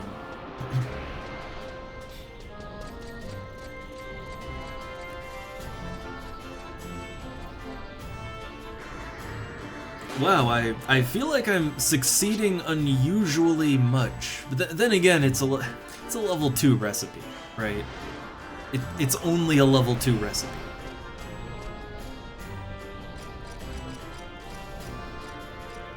I mean, I'm a level 0 woodworker, but still, yeah, it's not a high bar to meet, you know? Alright, so I got some pieces of arrowwood lumber. I mean, apparently a full stack is worth something. If you just sell the raw wood, it's not worth anything. Is it worth more to an NPC? I gotta check, right? Gotta check. 1 gil. Cool. Very, very cool. Alright.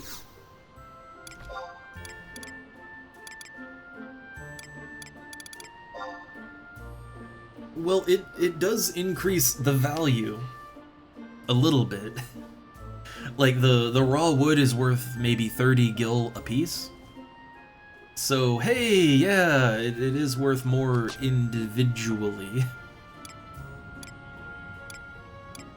How much is copper ingots? Look at that, 400 gil for an individual copper ingot.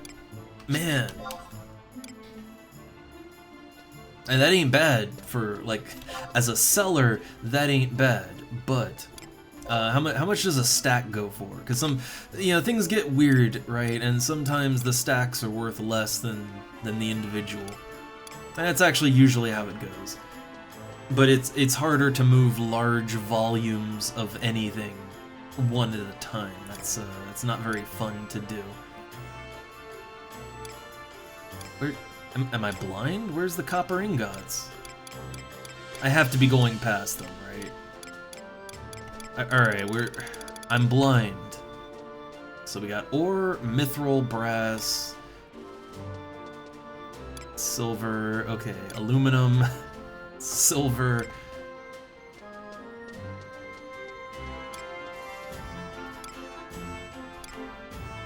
Huh, where's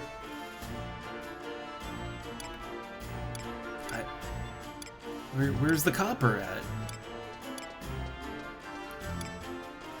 Did I go past it, or is it like way down in the list for no reason? No, it's just not here.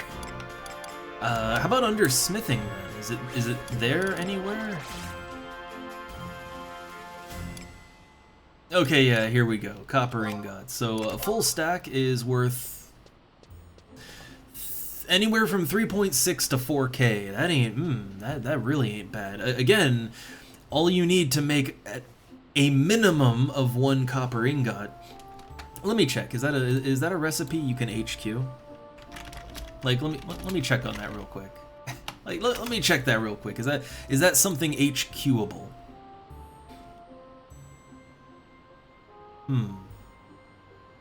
Kind of weird that the copper ingot, you can only get it from a goldsmithing recipe, but I can only find it under smithing, the actual ingot. Little weird. But yeah, apparently there's only 2 recipes for this, and there's no HQ chance. You can literally only craft 1 copper ingot at a time at most. That's unfortunate. That is super, super unfortunate. But even then, okay, so like at 1 to 1, right? So you need 4 copper ore, that's 44 gil.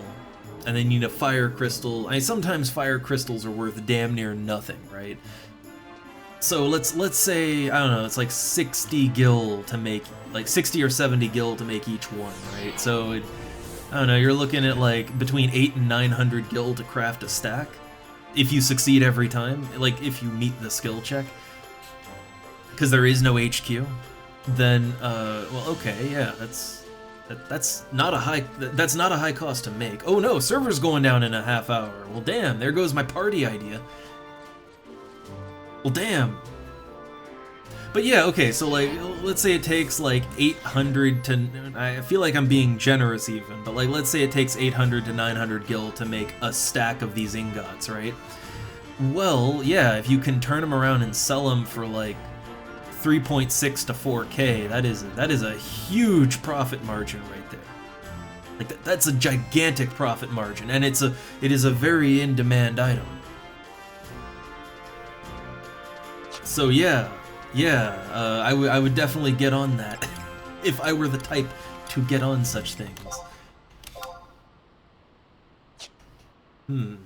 Well, I can't get any cheap copper ore right now. But I could go fishing, right? I could go fishing on Kufum Island, and you know, like fish for giant squids.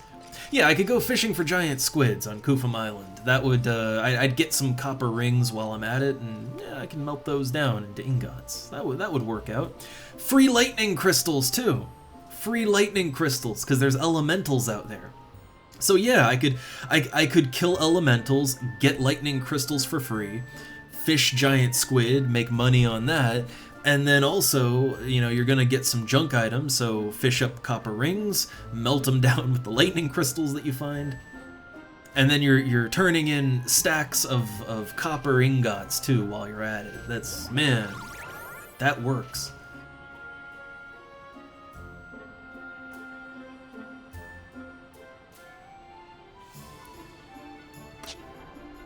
So there you go. Hey, look, extra monies. But I wonder, the copper ring, right? Like, how much do copper rings go for? How much could I get a copper? Like, okay, what does it cost to buy a copper ring? If I'm only gonna melt it down, but still, 50 gil. Oh my God, it's only 50 gil a copper ring, maybe less even. If I'm lucky, even less. Maybe. I might not be so lucky. But yeah, like 50 gil a ring, hell, it would be efficient, right? It would be, no, it would be cheaper still. It would be cheaper still to buy the ore. Ore would be cheaper. Gonna buy 2 just in case.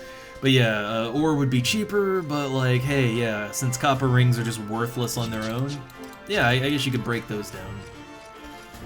That's the thing you can do.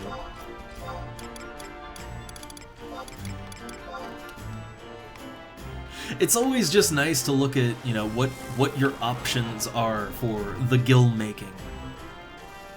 Like crafting, like even low-level crafting, there is stuff you can do that will see a turnaround in gil. Like you can do it. It's just, you know, it might not be something you can skill up too much on. Yeah, and you might have to go out of your way a little bit, but like, yeah, no, there's recipes you can do even in the low levels that'll make you the gil. Oh, another break. Oh man, wow, I mean, I know desynthesis has a much lower chance of success than just crafting an item. I do know that much. I just can't believe I'm having this bad of luck with it, right? Like, damn.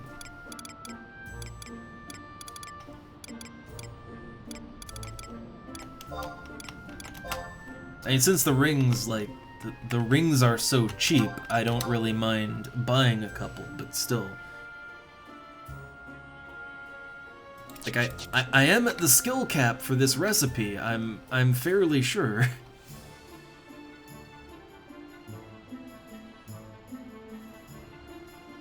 Oh no, there's too many sound effects happening. Can't hear my crafting. Come on, come on. Oh, another break.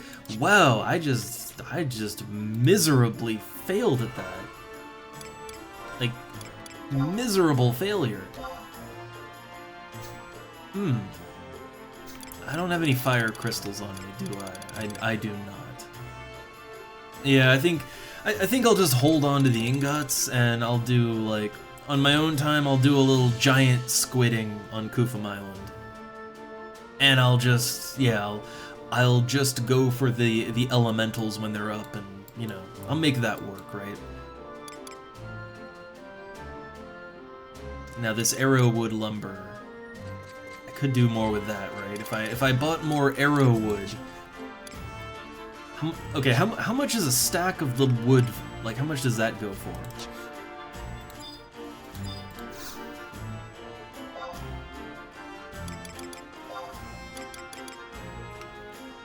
So that would be under woodworking. So arrowwood logs. A full stack is only worth 270 gil, or less than 300. Man. Yeah, that's a steal right there. Okay.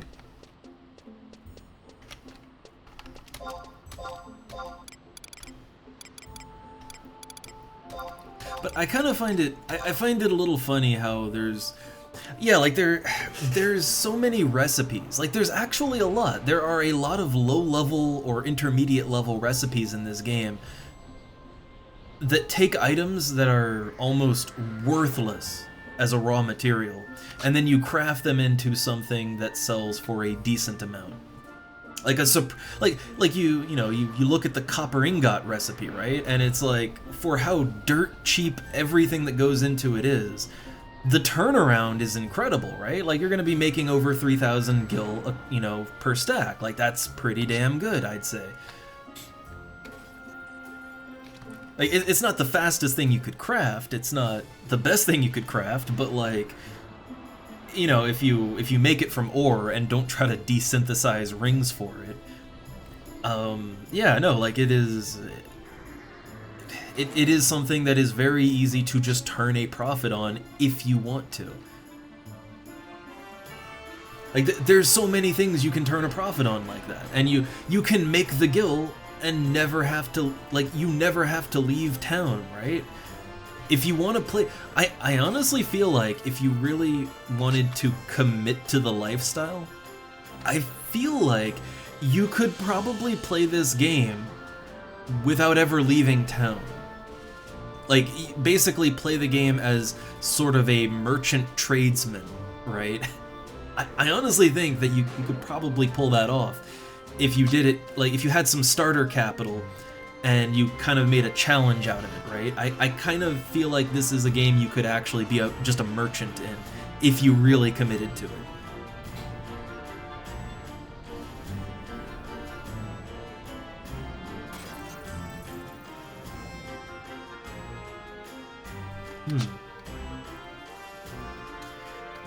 And yeah, again, there's a lot of options, but, well, like, you take the copper ingots, and copper ingots sell really well. Like, a lot of these items sell really well, too. So you don't, your auction house isn't gonna be cluttered up forever, you know?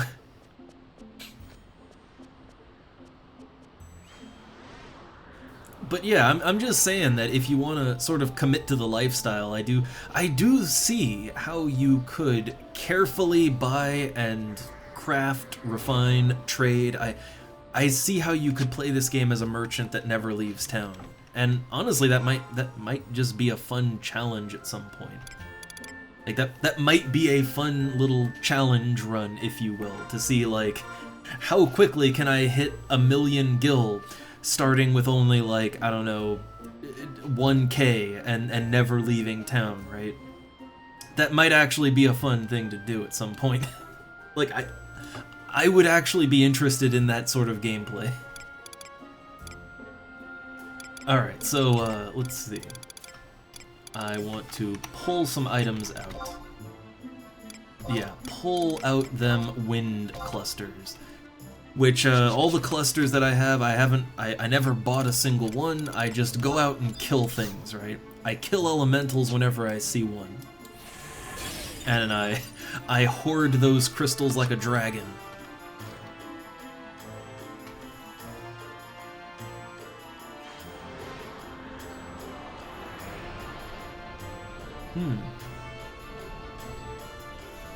Ah, yeah, I mean, yeah, like that is totally a way you could just, like, play an alt. I wouldn't really do it on this server, right? Because on this server you can only have one account, one character logged in at a time. But like on a server like, I don't know, like Nasomi or Eden, where they let you multi-box, I could totally see just sort of setting up a crafting alt that you just push a button on every now and then, and it makes ingots while you're, like, grinding on your main, right? I could totally see that just being a thing, but here, I feel like here that wouldn't really be ideal, just because, you know, you can't have the alt in at the same time. Also, let me take my party flag down, because, I mean, come on, there's 15 minutes, right?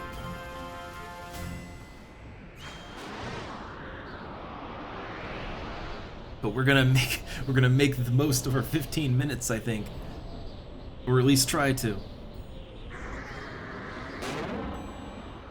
But I don't know, like I think like not even as a like send money to main sort of thing. Oh hey, look, I got all my lumbers. That's good. That's nice. But yeah, not even with that in mind, but just playing the game like a merchant or a trader. Like I feel like that would be super fun, honestly. Like there are other games that I have played like that, right? Like look, when I did my time in EVE Online, I mean, yeah, I honestly found the combat in the game to be kind of boring, but yeah, being a space trucker, oh, that was fun. You know, being a miner and then refining and then crafting stuff with it, oh, that was really interesting, right? Playing the game like a merchant, trader, trucker, right? Like that was super fun. And I like that sort of gameplay whenever I can get it in a game. And I know Final Fantasy isn't really like this isn't the kind of game where you would expect to find that, but I think if you really wanted to, you could have that. You could make it work.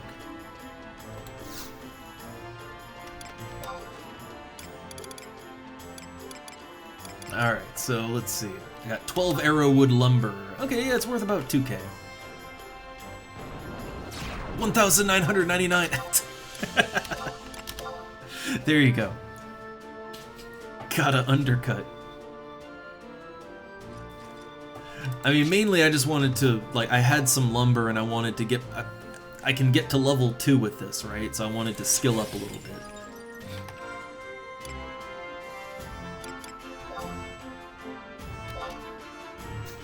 Alright, let me deposit my crystals.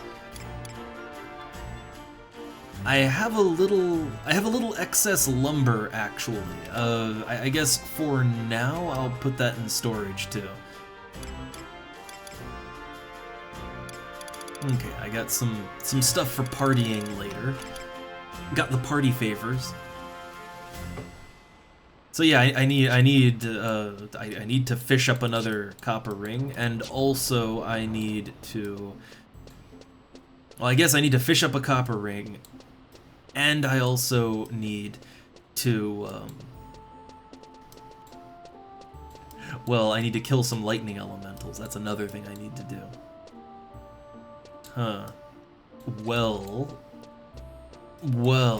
there's only like 12 minutes left, right? That's not a lot of time. But that is enough time to switch to /thief and to go out and it's enough time for that. I don't know. Let's not. I don't know. I'm not, no dedicated farm or nothing. Let's just go out to the fishing hole. To the fishing hole. So equip that composite rod. Equip that minnow. At least I don't need bait for this, right? Alright, and to Kufum Island. Oh, nice. It's under Sandy control right now. That's good.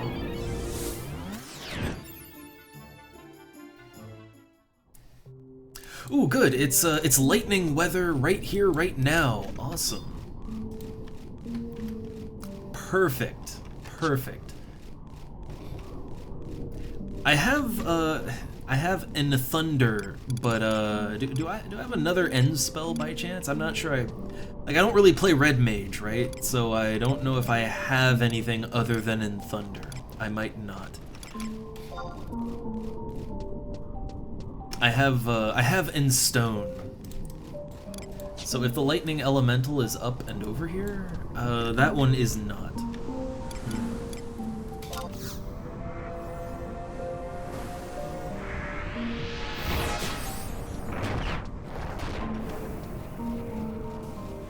Alright, I'm gonna do a quick check on the other elementals then. I know I have more lightning clusters in my Mog house, but yeah, if I can just get some clusters now, that works out too. So I can enstone my weapon. I normally use in thunder, or not in thunder. I normally use shock spikes, right? I don't really want to do shock spikes this time around. So how about ice spikes, right? There we go.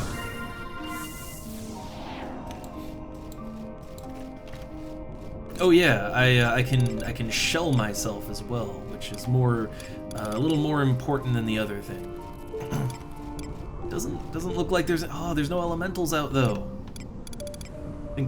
I think they've been killed, right? Other people are murdering the hell out of them. That's the issue.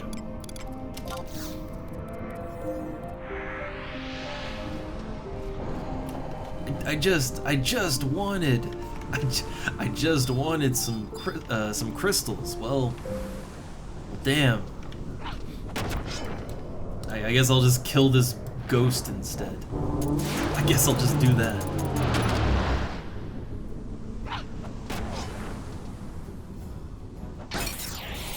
Which, as an aside, you know, I prefer Black Mage Beastmaster when I'm like actually doing things for EXP, but yeah, no, Black Mage Red Mage does work out fairly well.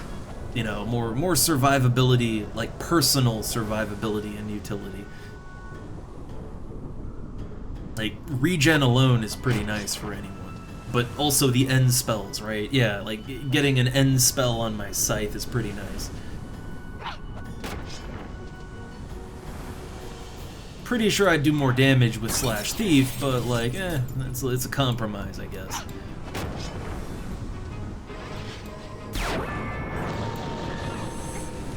I know, yeah, fast cast is pretty okay for just getting the odd spell off, right?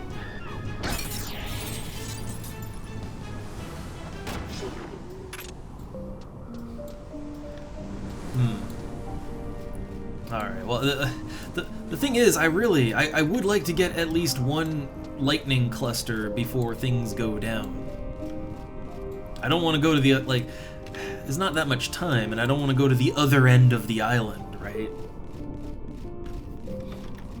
So I'm just gonna hop between these two known spawns, right? Just hop between those and see what I can see.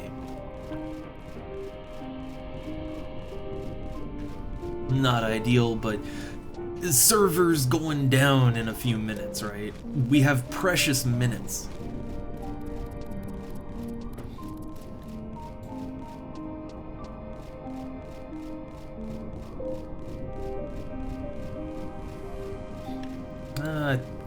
I think maybe someone is,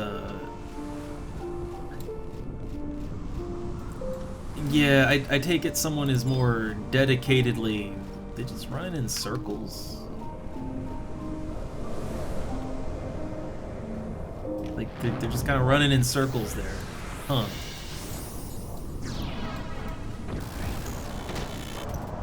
Ooh. Went through them.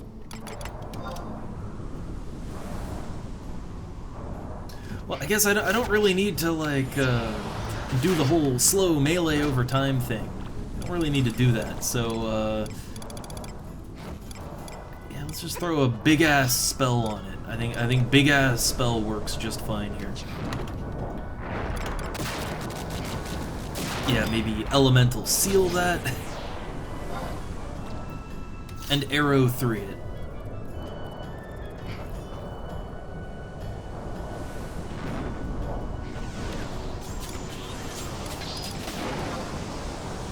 $351. How about Fire 3? I think that's my slightly higher up spell, right? Slightly. Okay, I got a lightning cluster. This is good. So, crack it open. Alright. So now, I can desynth any copper rings that I fish up here. It's at this point that I will want to switch into my fishing gear. I don't think I need it. At 83 fishing, if I want to go for these things, I can do it no matter what. But like it'll make the fishing just that tiny bit faster, right? Just that tiny bit faster. There we go.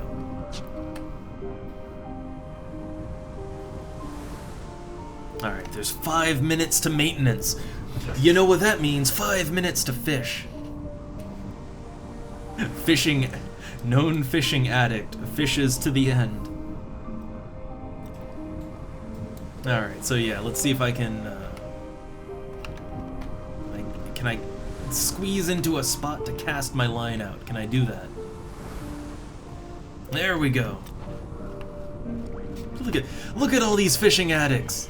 Just they got to go to the bitter end. Just one more squid. Or one more black soul. Yeah, okay, it looks like they're all fishing up black souls. Well, I got a fish scale shield. Those shields actually do sell for decent money to NPCs. They're decent NPC sellables. And they're also not a horrible shield to actually use at the level that you can fish them at. Alright, come on, I need a copper ring. Just give me one copper ring.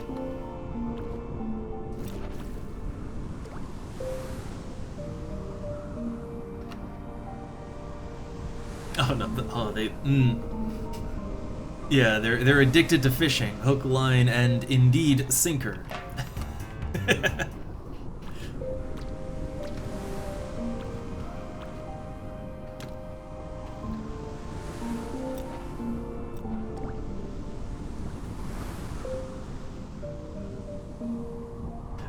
But yeah, I'm just hoping I can catch, like, not really catch, but that I can snag a copper ring. I know, not exactly what most people fish for, but that's what I want. Or, you know, I'll take a giant squid too. If I can get my hands on a giant squid before the server goes down, that would also be good.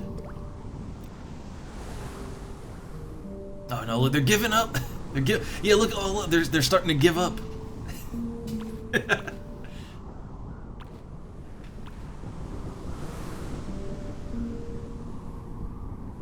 And yeah, I'm onto the rig now as my lure. The minnow is more or less what you want to use here, more or less.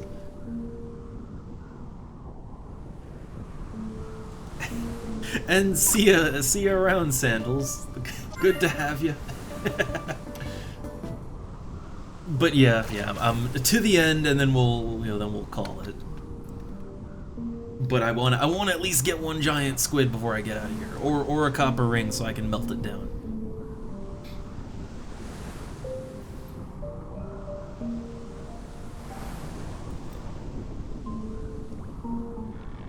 Oh, is a copper ring? No, man. I mean, the fish scale shield does like it sells for a couple hundred gil to an NPC, and I think if you can sell it on the auction house, it's decent too. But still, that's not what I'm going for. But there's like literally a minute left, right? You got like 1 or 2 minutes over here. But now I'm just not getting anything. Damn.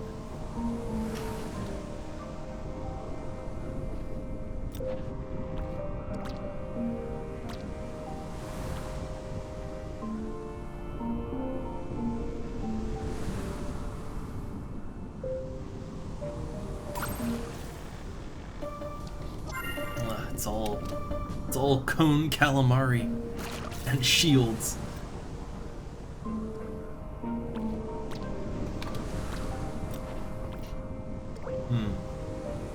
Oh hey, look, oh he's still here. Still here. Oh yeah, I think we're the last ones left. Last ones standing. And not getting a single fish or ring that I want. Very, very unfortunate.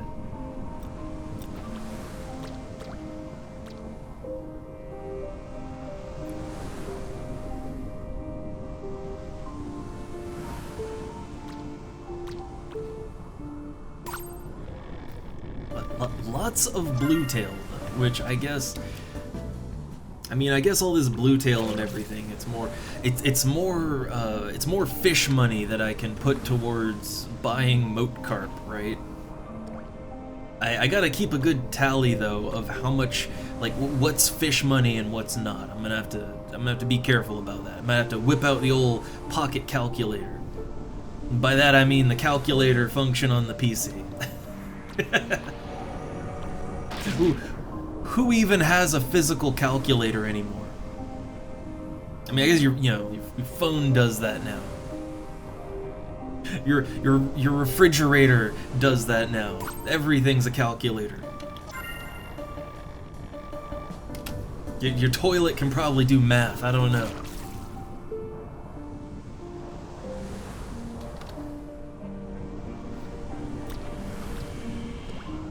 Oh man, he caught 2 yellow globes at once.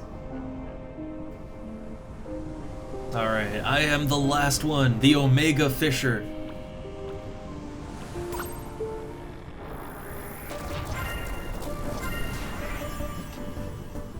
Look, until that red lines, right? Until that latency in the top right red lines, alright, we're still good.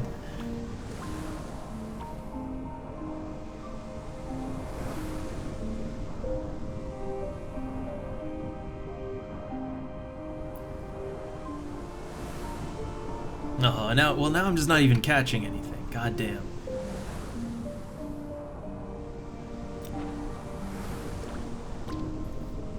Yeah, I mean, there's no, not gonna mess anything up if I don't pull my line in because of lagging out. It's like that doesn't mess anything up. Don't lose anything. So yeah, to the bitter end.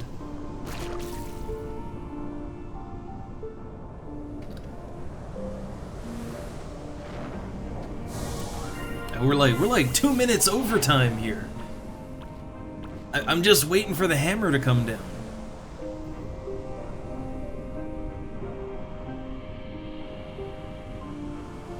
Oh, nothing still. God, I'm not getting anything. Well, look, all the fish, the fish they all lagged out.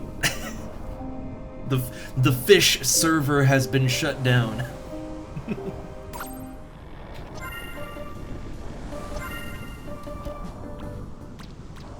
Oh, too small, too small. It's kind of rare that I get the too small anymore.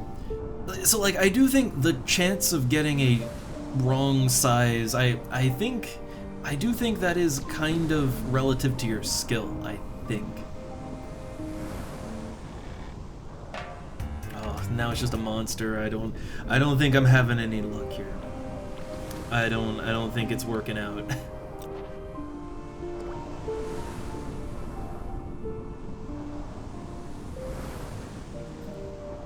Also, a cat has come in squeaking at me, so... Oh, yeah, soon as the servers go down, then yeah, I guess the cat feeding time. And also, well, stream end, but yeah. Oh, she's just looking at me. She's looking at me and squeaking intently.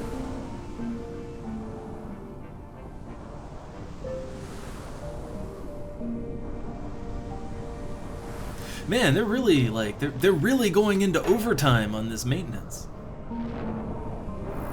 Oh no, cat squeaks. Oh. She has the absolute most pitiful meow, because it's not even a meow, it's just squeaking. But she has food available right now. But she wants even more. Yeah, I know. Well, she's a black cat too, so like all you can see is her eyes and like when her mouth opens, right? You can't see anything else. And she's just pitifully squeaking.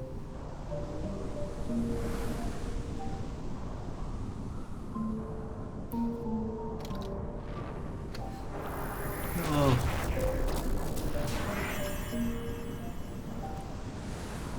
And they're super wide eyes too.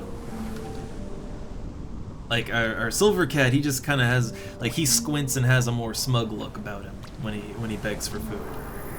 He's got a puffy face too, so he looks like he's smugly asking for food. But no, she's just pitiful. Oh. Man, when is the server going down? It's like 5 minutes past the hour now, right? God damn.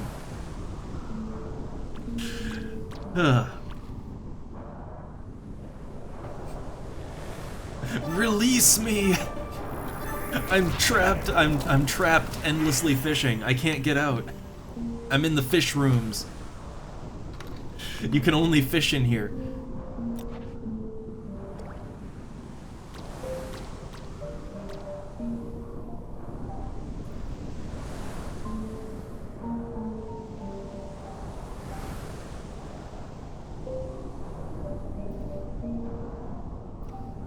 Oh, okay, here we go. Finally, there's the, yeah, there it is. I saw it.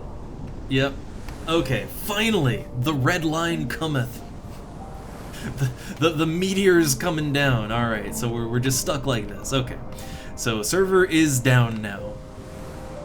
I did not accomplish anything except for fishing today, but you know what? Not even mad. I love fishing in this game. I'll try not to make a habit of just fishing streams forever, but I kinda love fishing in this. Yeah, it might be down for a half hour, an hour, who knows, right? I guess you'll know when you know when it comes back up. But it's about dinner time here, actually, and I didn't even have lunch, so I'll be doing dinner stuff probably. But I might log in later. You know, hey, weekend's coming up, so yeah. I will definitely be playing some over the weekend, but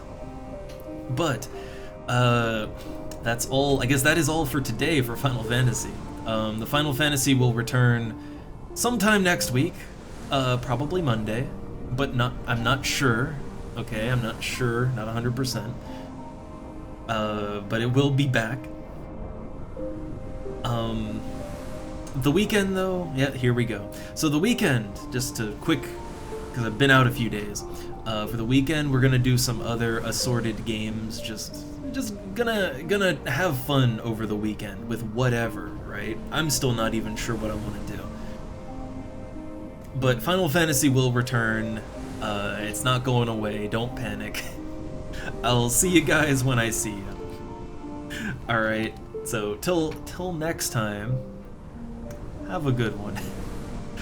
Later.